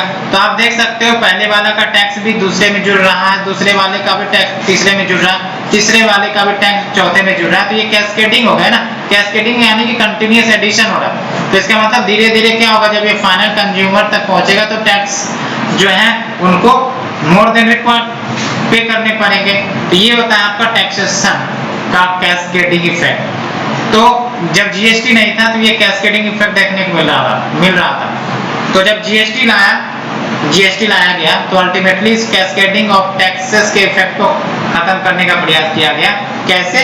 तो बेसिकली इनपुट टैक्स क्रेडिट के माध्यम से। लेट्स से कि ये आपका फर्म ए से फर्म बी के पास गया अल्टीमेटली, और जो टैक्सेशन ए ने पे कर दिए उस प्रोडक्ट के ऊपर, और अल्टीमेटली अब बी की बारी आई है, तो जब बी पे कर देगा तो जो भी टैक्सेस ए ने पे किए थे उसको इनपुट टैक्स क्रेडिट के रूप में मिल जाएगा। तो ऐसे में क्या होगा कि सिर्फ और सिर्फ जो आपके वैल्यू एडेड होंगे उसी पर आपका टैक्स पे करना पड़ेगा, है ना। एडिशन ऑफ टैक्सेस तो नहीं हो रहे ना, मल्टीप्लिकेशन टैक्स आफ्टर टैक्स नहीं हो रहे। तो ये आपका कैस्केडिंग इफेक्ट को कम करने के लिए इनपुट टैक्स क्रेडिट का कांसेप्ट लाया गया था। तो ये अच्छे से याद रखना है। It is a mechanism to avoid cascading of taxes. और इनपुट क्रेडिट का मतलब हुआ कि at the time of paying taxes on output one can reduce the tax one is already paid on the input. वही मैं बोल रहा हूँ कि ये होता क्या है कि जब ये फाइनल कंज्यूमर के पास जाएंगे तो अल्टीमेटली कंज्यूमर तो टैक्स पे करेगा। तो टैक्स पे करेगा तो अल्टीमेटली जो आपके उसके पिछले प्रोड्यूसर है उन्होंने जो टैक्स पे किया है ना, तो उनको इनपुट टैक्स क्रेडिट के रूप में मिल जाएगा। सो दैट जो आपका कैस्केडिंग ऑफ टैक्स का इफेक्ट न देखने के लिए just pay the balance amount and cross utilisation of input tax credit is available. Now we have the reverse charge mechanism। तो रिवर्स चार्ज मैकेनिज्म में ये होता है कि जो रिसीवर है वो लायबल होता है to pay the taxes, the chargeability gets reverse. यानी कि कहने का मतलब ये होता है, नॉर्मल मैकेनिज्म आप देख लो, we have the receiver and supplier, और फिर आपका जो सप्लायर होगा वो डिपॉजिट करेगा जीएसटी को विद द गवर्नमेंट, है ना। तो फॉर एग्जांपल मैं एक रिसीवर हूं, मुझे एक प्रोडक्ट मिला, मैंने उस प्रोडक्ट के ऊपर पेमेंट किया, है ना, जीएसटी के साथ। अब जीएसटी जो मैंने पे किया वो सप्लायर के पास गया। अब सप्लायर अल्टीमेटली क्या करेगा, वो गवर्नमेंट के पास डिपॉजिट कर देगा। लेकिन रिवर्स चार्ज मैकेनिज्म में क्या होगा कि लेट्स से कि ये जो सप्लायर है इसके पास जीएसटी नंबर है ही नहीं, है ना, जीएसटी नंबर है ही नहीं, फिर भी ये जो रिसीवर है, फॉर एग्जांपल मैं उनसे प्रोडक्ट खरीद रहा हूँ और पेमेंट भी कर रहा हूँ, जीएसटी भी पे कर रहा हूँ क्योंकि उस प्रोडक्ट पर टैक्स लग रहा है। तो इनके पास जीएसटी नहीं है, जीएसटी नंबर नहीं है। तो अल्टीमेटली जब रिसीवर ही गवर्नमेंट को टैक्स पे करने लग जाता है इंस्टेड ऑफ द सप्लायर, तो ये आपका हो जाता है रिवर्स चार्ज मैकेनिज्म। बिकॉज आप देख सकते हैं यहाँ पर मैकेनिज्म ही उल्टा हो गया है। सप्लायर पे करता था गवर्नमेंट को पे जीएसटी, यहाँ पर आपका रिसीवर ही पे कर रहा है गवर्नमेंट को जीएसटी, है ना। तो ये हो गया आपका रिवर्स चार्ज मैकेनिज्म। तो ये याद रखना है। वैसे भी तो टैक्स पे करने ही थे, तो यहाँ पर बस रिसीवर ने कर दिया बिकॉज इनके पास GSTN नंबर है, सब कुछ है, वो जो भी फॉर्म्स है वो सब है, दैट्स व्हाई। अब बात करते हैं GST कंपनसेशन सेस की।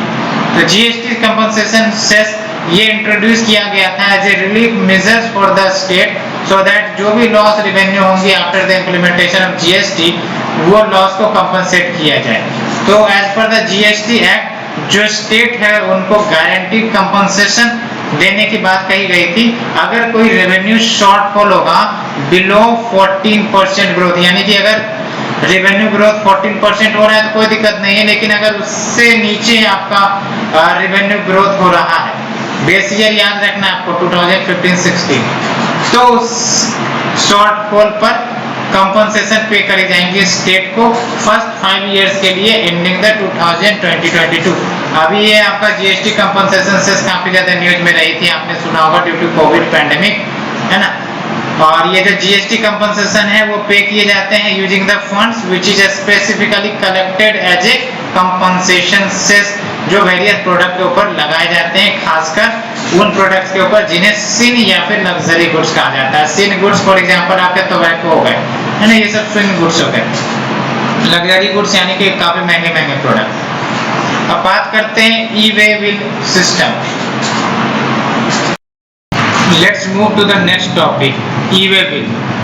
अब ई-वे बिल लाने का पर्पस ये था कि जब भी कोई गुड्स ट्रक में लोड कर कर उसको ले जाया जाता था तो अल्टीमेटली उसको बार बार रोका जाता था डिफरेंट लोकेशन पर, है ना, जहाँ टोल प्लाजाज कह दो या फिर अदर चेक पॉइंट्स के ऊपर, जिसके कारण traffic jam, delay in reaching the product, है ना, और भी बहुत सारी दिक्कतें आती थी। तो इसी दिक्कतों को हटाने के लिए ये ई-वे बिल का कंसेप्ट ले आया गया है ना। ई-वे बिल का कंसेप्ट बेसिकली है क्या, तो it is an electronic way bill for movement of goods which can be generated on the e-way bill portal। e-way bill portal in fact जो GST का पोर्टल है वहां से भी ई-वे बिल जनरेट किए जा सकते हैं। और ऑब्जेक्टिव क्या है ई-वे बिल का, तो मैंने आपको बताया faster movement of the goods, उसको फैसिलिटेट करने के लिए, साथ ही साथ जो व्हीकल्स ऑफ गुड्स लेके जाई जाती है ना, यानी गुड्स से भरे व्हीकल जो जाते हैं उसको एक लोकेशन से डेस्टिनेशन पॉइंट तक पहुंचने में डिले कम हो। डिले कब कम होगा, जब वो लगातार मूव करते रहे टिल द डेस्टिनेशन, वहां कोई चेक पॉइंट रोकने वाला ना हो। तो ये सब तभी संभव है जब आपका ई-वे बिल जनरेट हो जाएगा। बस आपका ई-वे बिल में होता क्या, जानकारी होती है कि हाँ ये प्रोडक्ट लेके जा रहे हैं, इतने अमाउंट में लेके जा रहे हैं, इतने क्वांटिटी में लेके जा रहे हैं, बस वो हो गया आपका ई-वे बिल। तो आपको चेक पॉइंट पर रोका टोका नहीं जाएगा। And it helps track intra state as well as inter state movement. तो इसके माध्यम से इंट्रा स्टेट और inter state movement of goods जो भी हो रहे हैं उसको ट्रैक किए जाते हैं। लेकिन याद रखना है of the value exceeding 50,000 rupees and for the sales beyond 10 kilometre in the goods and service tax regime, है ना। तो दो कंडीशन है, एक तो आपका कि जो ट्रक लोड लेके जा रहा है उसका वैल्यू क्या होगा, 50,000 से ऊपर होगा, और दूसरा इंपॉर्टेंट बात यह है कि बियॉन्ड 10 किलोमीटर होना चाहिए, है ना, तभी ये आपका ई-वे बिल जनरेट होगा। और ये बातें आपको याद रखनी है, ठीक है। और साथ ही साथ ये ई-वे बिल के माध्यम से पता भी तो चला जाएगा कि क्या मूव किया जा रहा है ना, inter state as well as intra state movement of goods, उसको ट्रैक किया जा सकता है। Now let's move to the next 15th finance commission. And when we say 15th finance commission, अच्छे से याद रखना है, काफी इंपॉर्टेंट है, कॉन्स्टिट्यूशनल बॉडी है और इसे प्रेसिडेंट जो है वो फॉर्म करती है। और अंडर आर्टिकल 280, ये याद रखना, under article 280 deals with finance commission, याद रखना है आपको। और फाइनेंस कमीशन के बेसिक के बारे में आपको जानना होगा तो क्वालिटी लेक्चर आपको विजिट करने हैं। मैंने अभी कॉन्स्टिट्यूशनल बॉडी अपलोड नहीं की है बट वीडियोस बन चुके हैं, अल्टीमेटली उसे भी अपलोड कर दिया जाएगा, क्योंकि ये फाइनेंस कमीशन काफी ज्यादा न्यूज में रही है, क्वेश्चन पूछे जा सकते हैं। और आपको पता है 2020 में न्यूज में था बट इसे पूछा नहीं गया है, लेकिन इस बार पूछे जाने की अच्छी खासी संभावना है। तो हम लोग 15 फाइनेंस कमीशन के करंट अफेयर से जुड़े देखेंगे। तो ये जो आपका चेयरमैन है वो NK सिंह है याद रखना है आपको। और बेसिकली जो टैक्स कंट्रीब्यूशन या टैक्स एफर्ट है ना, ये 15th फाइनेंस कमीशन में एडिशनली ऐड की गई है। ये आप देख लो कहाँ गया आपका टैक्स एफर्ट है ना। टैक्स एफर्ट 2014 में टर्म नहीं थी, डेमोग्राफिक परफॉर्मेंस भी 2014 में नहीं थी, और फॉरेस्ट एंड इकोलॉजी भी 2014 में नहीं थी। ये याद रखना है, कंपैरिजन भी पूछ लिया जाएगा आपको प्रीलिम्स में, लेकिन कहीं ना कहीं ये सब 15th फाइनेंस कमीशन में ऐड करी गई है, तो याद रखना है। उसे भी देखेंगे हम, क्राइटेरिया काफी इंपॉर्टेंट क्राइटेरिया है, पैरामीटर्स बेसिकली इसे कहते हैं, और ये पूछा ही जा सकता है। तो की रिकमेंडेशन की बात करें, जो first report 15th finance commission ने पब्लिश करी है, इसमें इन्होंने कहा है कि जो शेयर है स्टेट का in the central tax pool, उसको 42% से कम करके 41% किया जाए। यानी कि 14th फाइनेंस कमीशन में स्टेट का जो शेयर कितना था 42%, 15th फाइनेंस कमीशन जो है इसमें शेयर स्टेट को कितने दिए जाएंगे 41% कम किया जाएगा। और कारण इसलिए बिकॉज जो 1% डिक्रीज होगा, इसका जो भी पैसा होगा वो यूटी जो नया आपका जम्मू एंड कश्मीर लद्दाख फॉर्म हुई है उसके लिए खर्च किया जाएगा, है ना, क्योंकि एडिशनली कहीं ना कहीं अब ये स्टेट तो रही नहीं, तो सेंट्रल गवर्नमेंट को पैसे की जरूरत तो पड़ेगी पड़ेगा। दैट्स वाई ये 1% जो है यहाँ जाएंगी, दैट्स वाई इसको 42% से 41% किया गया share of the states. And देख लो ये कंपैरिजन आपको याद रखना है। इनकम डिस्टेंस का जो वेटेज है 14th फाइनेंस कमीशन में 50%, इसको 15th फाइनेंस कमीशन में 45% किया गया है। पॉपुलेशन याद रखना है, 14th फाइनेंस कमीशन में जो पॉपुलेशन लिया गया था वो आपका 1971 सेंसस वाला लिया गया था, 70.5% वेटेज था, जबकि 15th फाइनेंस कमीशन में आपका पॉपुलेशन 2011 का 11 वाला लिया गया है और 15% वेटेज है। और एरिया की बात करें तो एरिया यानी कि जो स्टेट का एरिया होगा उसको कहते हैं, स्टेट का एरिया होता है ना, टेरिटोरियल जुरिडिक्शन। तो एरिया में 14th finance commission 15%, 15th finance commission भी 15% है। फॉरेस्ट कवर आपका 14th फाइनेंस कमीशन में 7.5% और 15th फाइनेंस कमीशन में बेसिकली ये फॉरेस्ट कवरेज को रिप्लेस किया गया फॉरेस्ट एंड इकोलॉजी से 10% का शेयर है। और डेमोग्राफिक परफॉर्मेंस ये आपका नया कंसेप्ट है, इसको ऐड किया गया है, 12.5% वेटेज दिया गया 15th फाइनेंस कमीशन में। और ये जो टैक्स एफर्ट है ये भी आपका 2.5% का वेटेज दिया गया। तो क्या याद रखना है आपको इसमें से, आपको इसमें पैरामीटर याद रखने, क्योंकि ये कॉन्स्टिट्यूशनल बॉडी है, काफी इंपॉर्टेंट बॉडी है। तो पैरामीटर में क्या क्या याद रखना है, income distance 15th finance commission के पैरामीटर याद रख लो आप, इनकम डिस्टेंस याद रखना है, पॉपुलेशन 2011 के आधार पर याद रखना है, फॉरेस्ट कवर एंड इकोलॉजी ये याद रखनी है, एरिया ये भी याद रखना है, और डेमोग्राफिक परफॉर्मेंस तो याद रखने हैं, और तो टैक्स एफर्ट याद रखने हैं। सबसे ज्यादा शेयर इनकम डिस्टेंस पर, सबसे कम शेयर याद रखना, सबसे कम शेयर वाला भी आपको याद रखना पड़ेगा, वो है आपका टैक्स एफर्ट 2.5% वेटेज दिया गया है ना। और इस हिसाब से आपका टोटल 100% इधर भी, टोटल 100% इधर भी। दूसरा इंपॉर्टेंट बात क्या याद रखना है, 42% से कम कर 41% किया गया है। और ये पैरामीटर आपको याद रख लेने हैं तो और बेहतर होगी, क्योंकि ये क्रोनोलॉजी के रूप में भी पूछा जा सकता है। फॉर एग्जांपल इनकम डिस्टेंस सबसे ज्यादा है, उसके बाद आपको पॉपुलेशन 2011 एंड एरिया दोनों सेम शेयर है इसका 15%। उसके बाद आपका फॉरेस्ट एंड इकोलॉजी नहीं, फॉरेस्ट एंड इकोलॉजी नहीं, डेमोग्राफिक परफॉर्मेंस आएगी 12.5%। उसके बाद आपका फॉरेस्ट एंड इकोलॉजी आएगा 10%, सबसे कम आएगा टैक्स एफर्ट। तो ये याद रखना है क्रोनोलॉजी। अब बात करते हैं कुछ डेफिनेशंस की जो आपके 15th फाइनेंस कमीशन के पैरामीटर में है, income distance, tax effort, demographic performance. When we say income distance, तो इनकम डिस्टेंस क्या होगी, जब भी मेजर करना है इनकम डिस्टेंस किसी भी स्टेट का, तो ये होगा आपका, हमने कोई एक स्टेट को चुन लिया एज ए बेस, और वो स्टेट कौन सा होगा, वो स्टेट होंगी जिसका इनकम यानी कि जीएसडीपी कह लो सबसे ज्यादा होगा। और दूसरा क्या होगा कि ये state having the low per capita income, उसको हाईएस्ट शेयर दिया जाएगा to maintain the equality among the state. कहने का मतलब लेट्स से कि इनकम डिस्टेंस टू स्टेट है ए बी। ए को मैंने बेस स्टेट मान लिया, बेस स्टेट यानी कि इनका जो है जीएसडीपी यानी कि ग्रोथ स्टेट डोमेस्टिक प्रोडक्ट सबसे ज्यादा रहा। अब हमें बी का देखना पड़ेगा, हमको अगर बी को शेयर एलोकेट करना है तो हम इनकम डिस्टेंस मेजर करेंगे।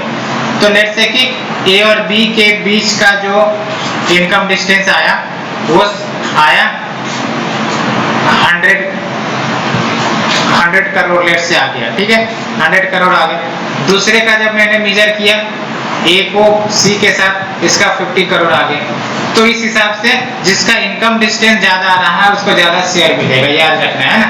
और ये इनकम डिस्टेंस ज्यादा क्यों आ रहा है, बिकॉज ये ए का जो स्टेट जीएसडीपी है यानी कि स्टेट जीडीपी वो काफी ज्यादा है और बी का साइमल्टेनियसली स्टेट जीडीपी सबसे कम, दैट्स व्हाई इसका इनकम डिस्टेंस काफी ज्यादा आ रहा है, गैप ज्यादा आ रहा है ना। तो ये याद रखना है। तो स्टेट विथ लोअर पर कैपिटा इनकम उसको हायर शेयर मिलेगा so that equity among the state create किया जा सके। और टैक्स एफर्ट में क्या होता है, टैक्स एफर्ट लाने का पर्पस वही था कि स्टेट को रिवार्ड किया जाए जिन्होंने टैक्स कलेक्शन एफिशिएंसी में काम किया है। डेमोग्राफिक परफॉर्मेंस के जो पैरामीटर है वो आपका पॉपुलेशन डाटा 2011 के आधार पर दी जाएगी और इसका ऑब्जेक्टिव यही है कि जो स्टेट ने एफर्ट लगाई है इन कंट्रोलिंग देयर पॉपुलेशन वो कैसे पता चलेगा, डेमोग्राफिक परफॉर्मेंस से पता चलेगा, है ना। तो उनको अवार्ड या रिवॉर्ड मिले।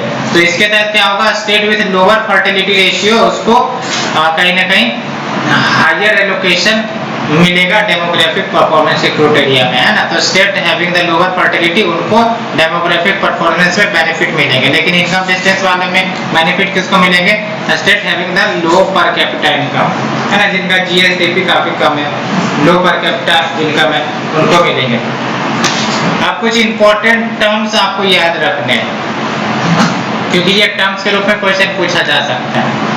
पहला है आपका कैस्केडिंग इफेक्ट। तो कैस्केडिंग इफेक्ट जैसा कि मैंने बोला इनपुट टैक्स क्रेडिट में भी दिखाया था आपको, it is A tax on tax, है ना, कि लगातार एक प्रोडक्ट है वो जब भी आपका नेक्स्ट प्रोसेसिंग में जा रही है तो अल्टीमेटली टैक्स पर टैक्स लग रहा है, टैक्स पर टैक्स लग रहा है। तो एक तो आपका क्या होगा, डुप्लीकेशन ऑफ टैक्स हो गया ना।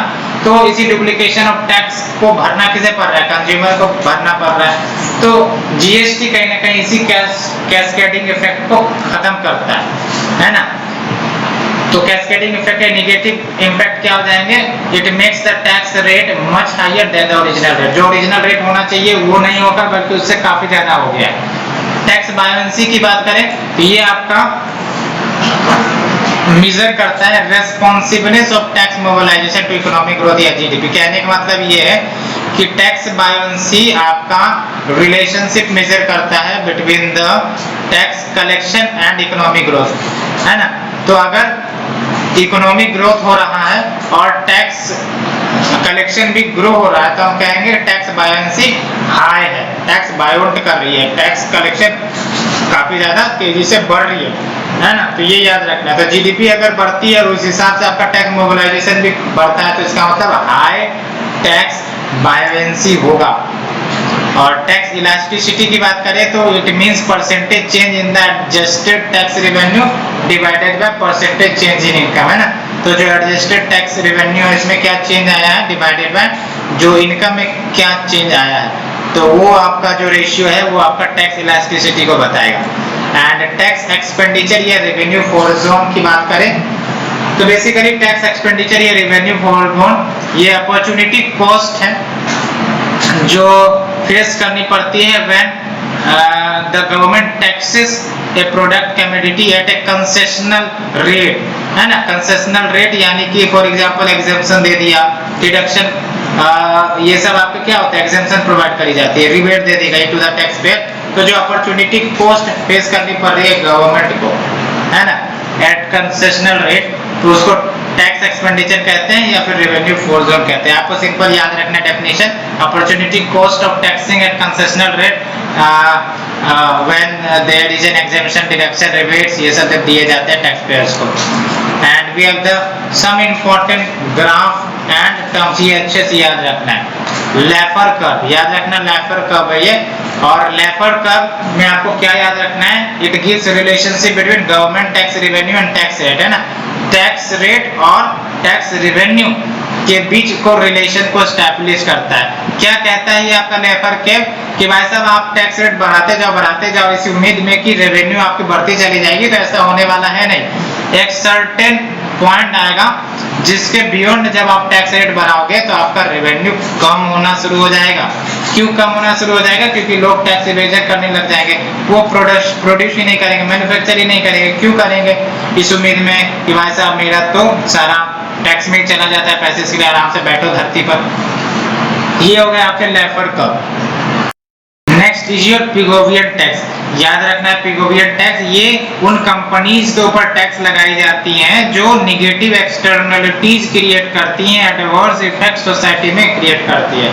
फॉर एग्जांपल अगर कोई कंपनी है जो प्लास्टिक प्रोड्यूस कर रही है, और प्लास्टिक प्रोड्यूस करने के कारण क्या हो रहा है, कार्बन एमिशन बढ़ रहा है। कार्बन एमिशन बढ़ने के कारण सोसाइटी को निगेटिव इम्पैक्ट झेलने पड़ रहे हैं, आसपास के जो लोग हैं उनको निगेटिव एक्सटर्नलिटीज फेस करने पड़ रहा है। तो जब ये ऐसे कंपनी पर टैक्स लगाई जाएगी तो ये हो गया आपका पिगोवियन टैक्स, यानी कि tax on the company that create negative externality.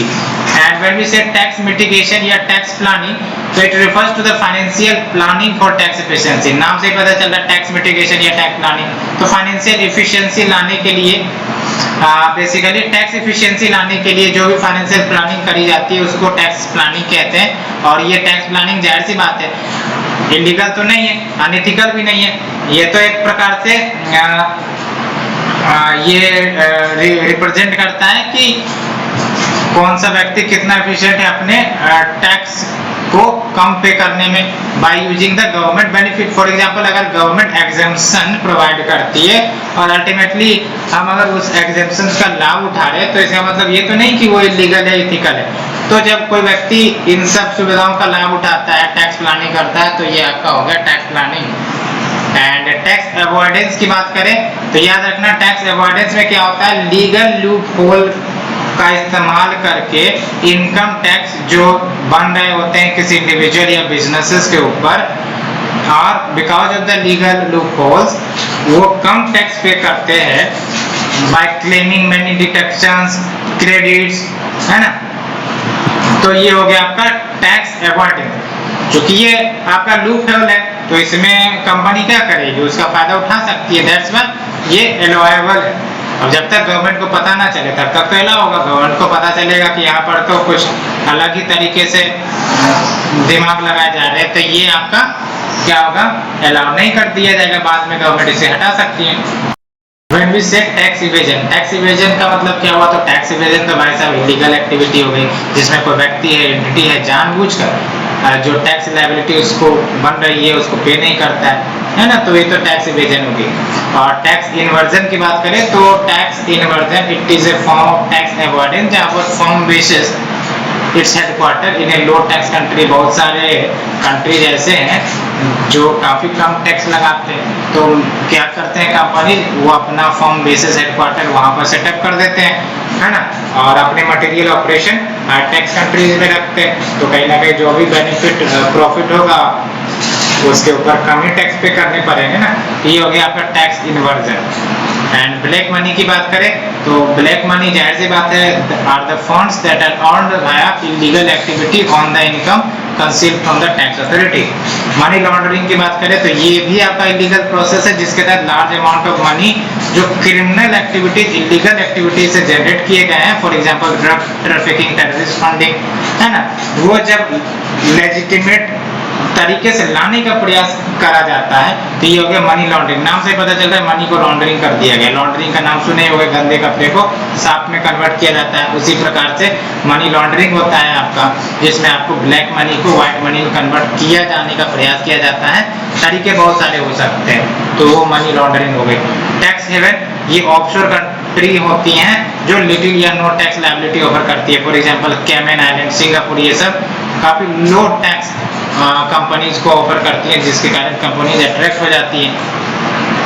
हवाला, हवाला बेसिकली इनफॉर्मल वे है मनी ट्रांसफर का, और money transfer without money movement, यानी कि कह सकते हैं बहुत सारे बोले जाते हैं ना कि जो बाहर में लोग रहते हैं अब अल्टीमेटली वो ऑफिशियल मींस के जरिए अगर पैसे भेजते हैं तो उनको काफ़ी ज़्यादा चार्ज फेस करना पड़ता है, इसलिए क्या करते हैं वो हवाला रूट के माध्यम से पैसे भेजते हैं इंडिया में, so that come cost per पैसे पहुंच जाए। तो ये होते हैं आपके हवाला, नाम से पता चला किसी के हवाले जब पैसे पहुंचाए जाते हैं। Tax terrorism, tax terrorism basically tax authority जब काफी ज्यादा यूं कह सकते हो कि अपने टैक्स पावर को एक्सरसाइज करने लगती है, बार बार रेड कर देना, बार बार कंपनीज के जो भी आपके ऑडिटिंग सिस्टम है जो भी है उसको चेक करते रहना, एक प्रकार से डर क्रिएट कर देना, तो उसे कहते हैं टैक्स टेररिज्म, है ना। तो undue exercise of power by the tax authority to divide taxes using legal या फिर एक्स्ट्रा लीगल मींस, तो ये टैक्स टेररिज्म हो गया। एडवांस प्राइसिंग एग्रीमेंट, नाम से पता चल रहा है एडवांस प्राइसिंग एग्रीमेंट, तो एग्रीमेंट की जाती है between A tax payer and A tax authority, जो किसी प्रोडक्ट के ऊपर क्या टैक्स लगने हैं वो पहले से ही डिसाइड कर लिया जाता है उस एग्रीमेंट में, सो दैट बाद में अगर उस प्रोडक्ट को प्रोड्यूस किया जाता है तो अथॉरिटीज क्लेम ना करे कि भाई साहब इसको इतना टैक्स देना पड़ेगा, इसका इतना टैक्स देना पड़ेगा, वो सब पहले से ही एग्रीमेंट हो जाएंगे, उसी को कहते हैं advance pricing agreement. Agreement between a tax payer and tax authority determining the transfer pricing methodology for future years. Transfer pricing की बात करें तो basically transfer pricing is the setting of the price for goods and services which is solved between control या related legal entity, और ये different countries में situated हो सकते हैं within a enterprise. Cess और सरचार्ज, इन दोनों के बीच जो डिफरेंस है आपको जाननी पड़ेगी। When we talk about cess, तो ये आपका जो भी आपका टैक्सेसेबल अमाउंट है, जब उस टैक्सेसेबल अमाउंट के ऊपर फिर से टैक्स लग जाती है तो उसको हम सेस कहते हैं। तो आप देख सकते हो it is imposed over and above the tax for a specific predetermined purpose, यानी कि जब ये सेस लगाई जाएगी तो इसका पर्पस भी बताया जाता है कि हम ये सेस किस ऑब्जेक्टिव से लगाए जाते हैं। फॉर एग्जांपल स्वच्छ भारत सेस, कंपनसेशन सेस आपने सुना होगा, है ना। तो इसमें आपका क्या है, ऑब्जेक्टिव क्लियरली डिफाइंड है, और ये टैक्सेबल अमाउंट के ऊपर ही लगाई जाती है। आपको पता है टैक्स ऑन टैक्स, ये आपने सुना होगा ना। तो both surcharge and cess is tax on tax, and इसमें आपका प्री डिटरमाइंड ऑब्जेक्टिव भी बताया जाता है। और ये जरूर याद रखना है जो रेवेन्यू है from the cess it is not kept under consolidated fund of India. Consolidated fund of India के अंतर्गत ये सेस से आए वाले पैसे वहां नहीं जाते। एंड ये भी याद रखना है कि ये जो सेस वाले रेवेन्यू गवर्नमेंट ऑफ इंडिया को आते हैं, it is not shared with the state under the finance commission recommendation, and cess is restored to only when there is need to meet the particular expenditure for public welfare, and cess permanent source of revenue नहीं होती है government की, और ये discontinue कर दी जाती है when the purpose is fulfilled, and it can levied on both indirect and direct taxes, जाहिर सी बात है लगाई जा सकती है।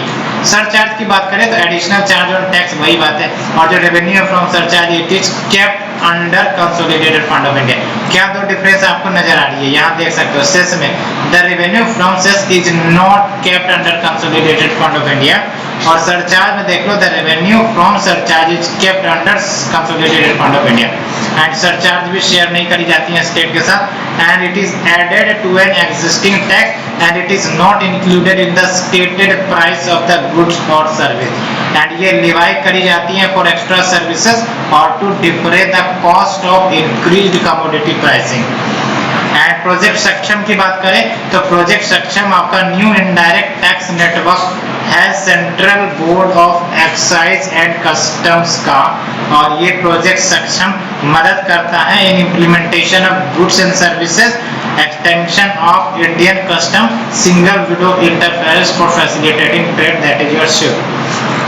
Now we have the double taxation avoidance agreement। ये जो डबल टैक्सेशन अवॉइडेंस एग्रीमेंट है दो देशों के बीच करी जाती है ना, so that अगर कोई कंपनी जो फॉरेन कंपनी है और ये दूसरे देश में ऑपरेट हो रही है, तो दोनों जगह टैक्सेशन उस कंपनी के प्रॉफिट पर ना लगाया जाए, है ना, एक ही जगह पर टैक्सेशन लगाया जाए, है ना, सो दैट कंपनी की प्रॉफिटेबिलिटी बने, वो नुकसान ना फेस करे। इसी एग्रीमेंट को डबल टैक्सेशन अवॉइडेंस एग्रीमेंट कहते हैं कि दोनों देश ना टैक्स लगाने लग जाए, है ना, या फिर 5 जगह पर ऑपरेट हो रहे हैं तो 5 जगह टैक्स में लगाया जाए, तो ये हो जाते हैं आपके डबल टैक्स अवॉइडेंस एग्रीमेंट। तो ये आपका टैक्स ट्रीटी होती है बिटवीन एनी टू या फिर मल्टीपल कंट्री, सो दैट जो टैक्स पेयर है वो अवॉइड कर सके paying the double taxes in the source as well as resident country, है ना। तो सोर्स यानी कि जहां हेडक्वार्टर है, रेसिडेंट यानी कि जहां वो अदर स्टेट या कंट्री में ऑपरेशन कर रहा है।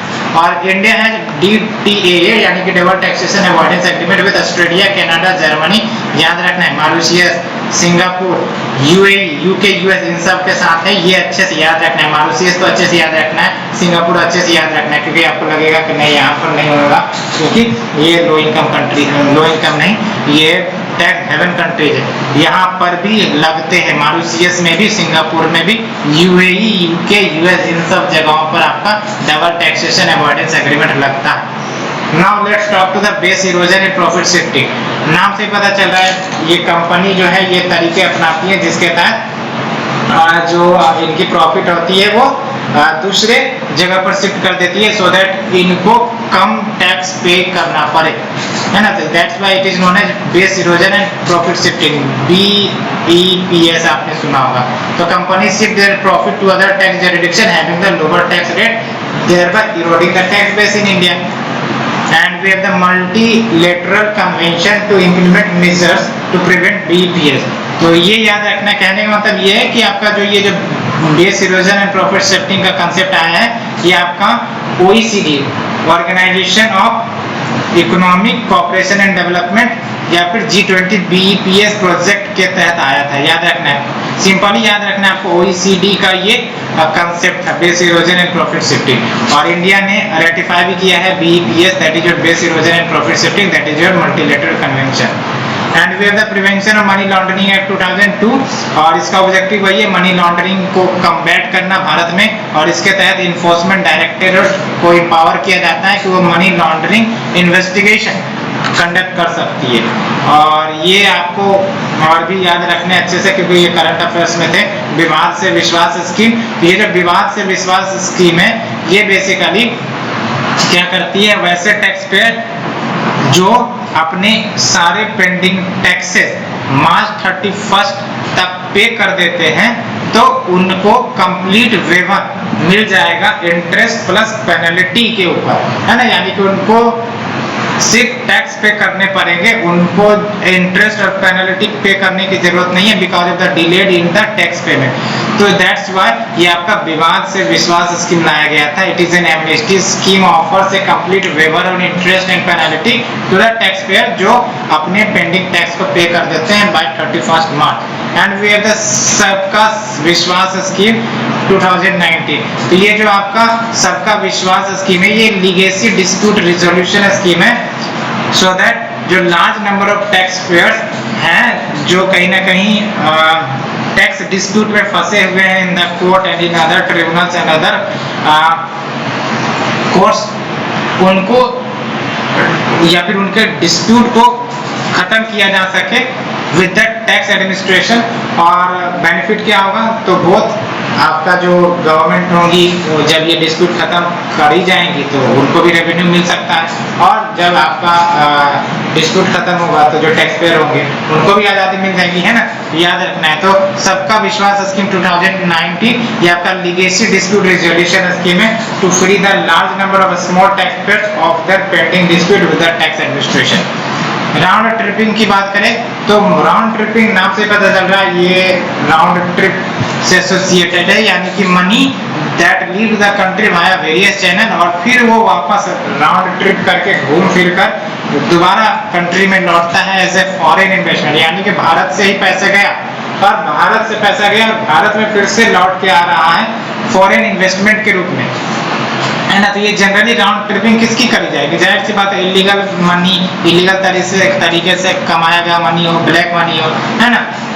और ये फिर फॉरेन इन्वेस्टमेंट के रूप में आते हैं और स्टॉक शेयर्स खरीदने का प्रयास करते हैं। सेल कंपनी, तो ये जो सेल कंपनीज हैं, ये shell companies basically corporate entities ही हैं जिनका कोई एक्टिव बिजनेसेस ऑपरेशन नहीं होता, यानी कि ऐसे ही जानबूझकर नाम का कंपनी एक खोल ली जाती है और इसका कोई एक्टिव बिजनेस ऑपरेशन नहीं होता है या फिर सिग्निफिकेंट एसेट्स इनके पास नहीं होती, नाम की कंपनी कह सकते हो। दैट्स व्हाई गवर्नमेंट जो है सेल कंपनीज को सस्पिशन की नजर से देखती है, क्योंकि इसी में से कुछ ऐसी कंपनियां होती है जो लॉन्ड्रिंग का काम करती है, टैक्स इवेजन का काम करती है, अदर इलीगल एक्टिविटीज कंडक्ट करती है। एंड एडवांस प्राइसिंग एग्रीमेंट, ये तो हमने पढ़ाई है, ये एग्रीमेंट है between the tax authority and the multinational company on the appropriate transfer pricing methodology for certain period of time. और इसके तहत क्या होगा, जो ट्रांसफर प्राइस है वो फिक्स कर दी जाती है आर्म्स लेंथ प्रिंसिपल के ऊपर। और ये आर्म्स लेंथ प्रिंसिपल क्या कहता है कि जो ट्रांसफर प्राइस होनी चाहिए वो कहीं ना कहीं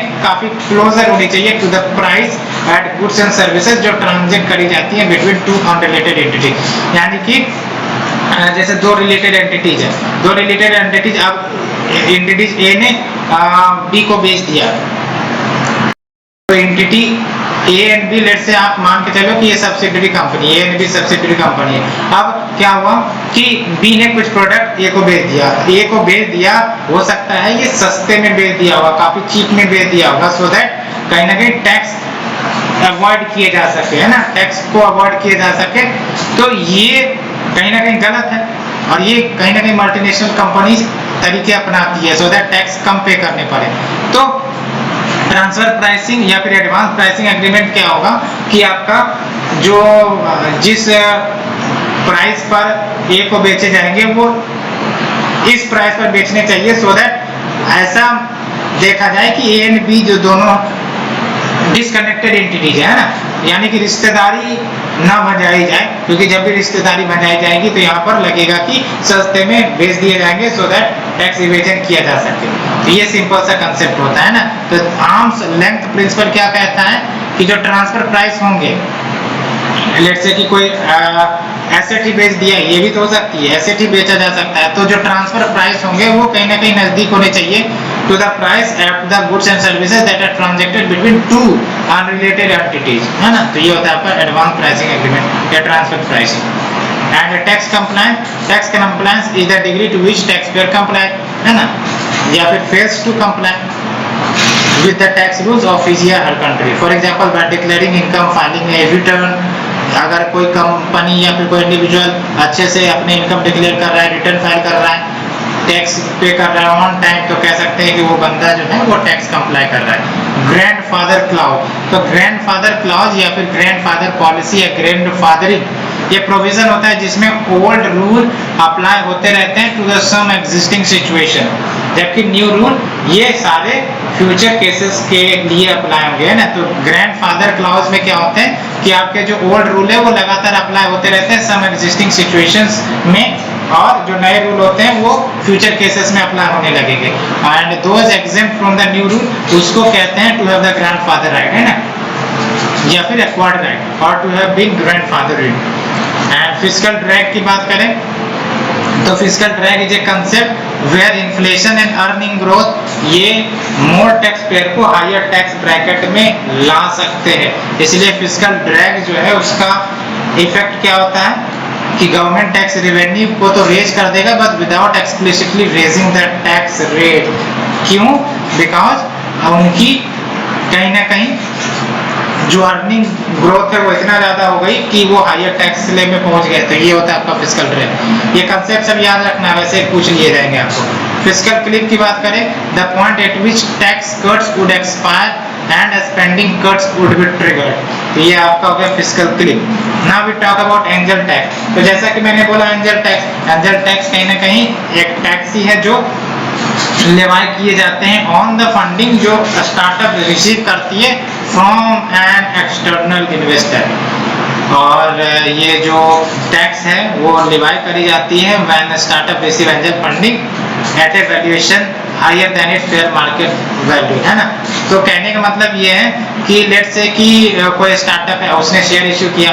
अब शेयर इश्यू किया, अब कोई इन्वेस्टर आया, अब पता चला ये इन्वेस्टर जो है वो 10 रुपए के शेयर है, अगर मार्केट वैल्यू में देखा जाए, अब इसे 10 करोड़ में बेचा जा रहा है, तो कहीं ना कहीं क्या होगा कि एक तो शक हो जाएगी ना कि ये जो स्टार्टअप को प्रमोट करने के लिए कोई तरीका अपनाया जा रहा है, तो अचानक से इस स्टार्टअप के शेयर प्राइस बढ़ जाएंगे, तो इससे क्या होगा, कंपनी को प्रॉफिट होने लगेगा।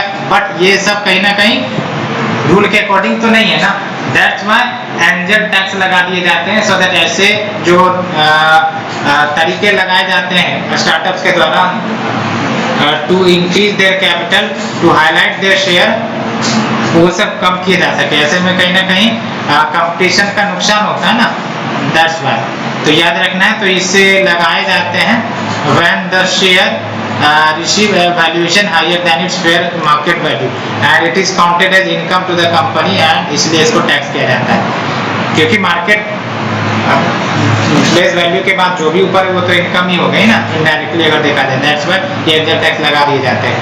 And entire investment is not tax, याद रखना है ना, ये याद रखना है, entire investment is not tax, तो only amount that is considered over the fair valuation, वो टैक्स लगाए जाते हैं, classified as income from other sources. तो ये जो आपका amount which is considered over than the fair value, उसी को इनकम टैक्स एक्ट में क्या कहा गया है, income from the other sources. And now we have the long term capital gains tax, जो इक्विटी पर लगाए जाते हैं, शेयर्स पर लगाए जाते हैं। तो बेसिकली जो कैपिटल गेन्स टैक्स है वो टैक्स है जो कैपिटल गेन्स के ऊपर लगाए जाते हैं, है ना, या फिर प्रॉफिट जो इन्वेस्टर्स अर्न करता है when he sells a capital asset for a price जो हायर होता है उसके परचेज प्राइस से, तभी तो लगाए जाएंगे टैक्स, अदरवाइज क्यों लगाए जाएंगे। और ये याद रखना है, capital gains tax are only triggered when an asset is realised not while it is held by an investor. अगर कोई एसेट हेल्ड किए हुए है तब फिर क्यों लगाए जाएंगे, जब तक बेचेंगे नहीं तब तक लगाने से तो कोई फायदा है नहीं। That's why capital tax are only triggered when an asset is realized, not while it is held by an investor. Normally if an asset is held for less than 36 months, तो कोई भी गेन अराइज होगा अगर उस asset को बेचा जाता है तो उसको short term capital gain tax कहते हैं, है ना।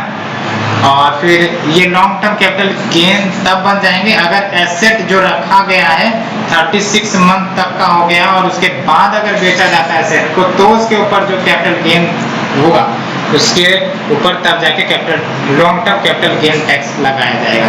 And in case of shares and mutual funds a holding period of 12 month या फिर more qualifies as long term. Asset के मामले में 36 मंथ या फिर मोर, लेकिन शेयर एंड म्यूचुअल फंड के मामले में होल्डिंग पीरियड क्या है, 12 मंथ या उससे ज्यादा, तब वो लॉन्ग टर्म क्वालिफाई हो जाएगा। Now we move to the various institution, काफी इंपॉर्टेंट है ये, आपको याद रखने वेरियस इंस्टीट्यूशन के बारे में। पहली बात तो OECD, तो OECD आपका 1961 में एस्टेब्लिश किया गया था। एम एंड ऑब्जेक्टिव की बात करें तो to stimulate economic progress and world trade, है ना। एंड मोस्ट OECD मेंबर्स ये हाई इनकम इकोनॉमीज होते हैं with a very high human development index. याद रखना, यहाँ पे क्वेश्चन यूपीएससी आपको पूछ लेगी, आप ट्रैक हो जाए, वो ऐसा पूछा जाएगा, most OECD member are low income economy having low in human development index, गलत हो जाएगा। और याद रखना हेडक्वार्टर पेरिस फ्रांस में है, टोटल 36 मेंबर है, इंडिया मेंबर नहीं है, इसको और अच्छे से याद रखना है। बट इंडिया इज की इकोनॉमिक पार्टनर, तो अगर की इकोनॉमिक पार्टनर पूछेगा इंडिया के बारे में तो हाँ, लेकिन अगर मेंबर के रूप में पूछेगा तो नहीं। रिपोर्ट एंड इंडिसेस जो OECD पब्लिश करती है, government at a glance 2017 report, international migration outlook report, OECD better life index, ये याद रखना है। इंटरनेशनल माइग्रेशन आउटलुक रिपोर्ट आपको लगेगा कि IMO international migration organization publish करती है, लेकिन नहीं है, it is publish by OECD। Enforcement directorate की बात करें तो इनका टास्क है enforcing foreign exchange management act 1919 के प्रोविजन को as well as prevention of money laundering act 2002 के प्रोविजन को इम्प्लीमेंट करना।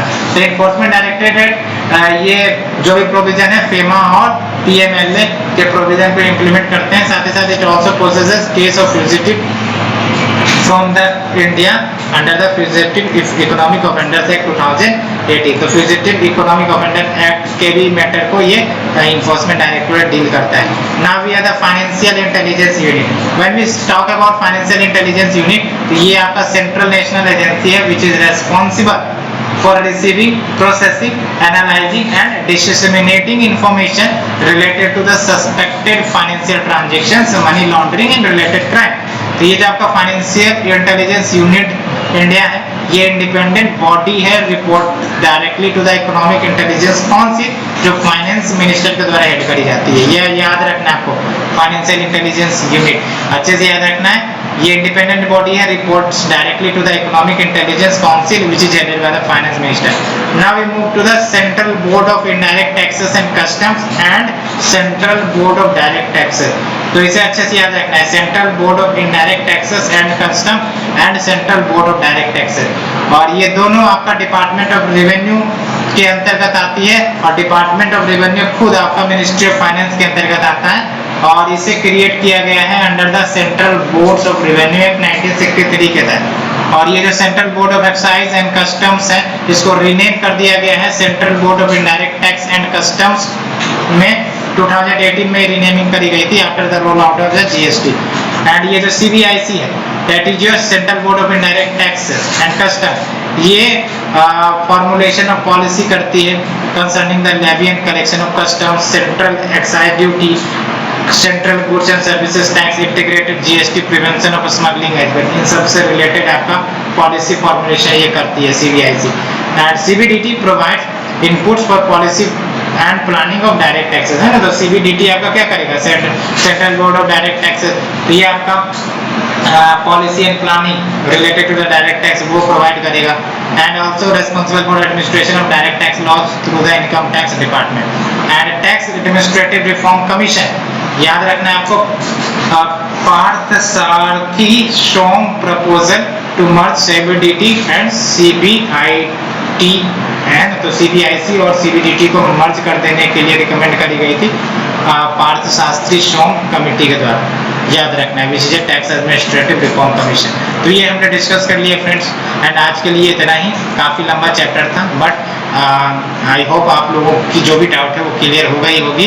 And in the next lecture series we will be launching the public finance, but आप लोग को मेहनत करते रहना है ना। जब तक आप हारोगे नहीं, आप पीछे नहीं हटोगे, इसलिए हारना नहीं है, कंटिन्यू गोइंग एंड उसके बाद आप खुद अच्छे सितारे के रूप में उभर कर निकलोगे। तो friends, for now thank you very much.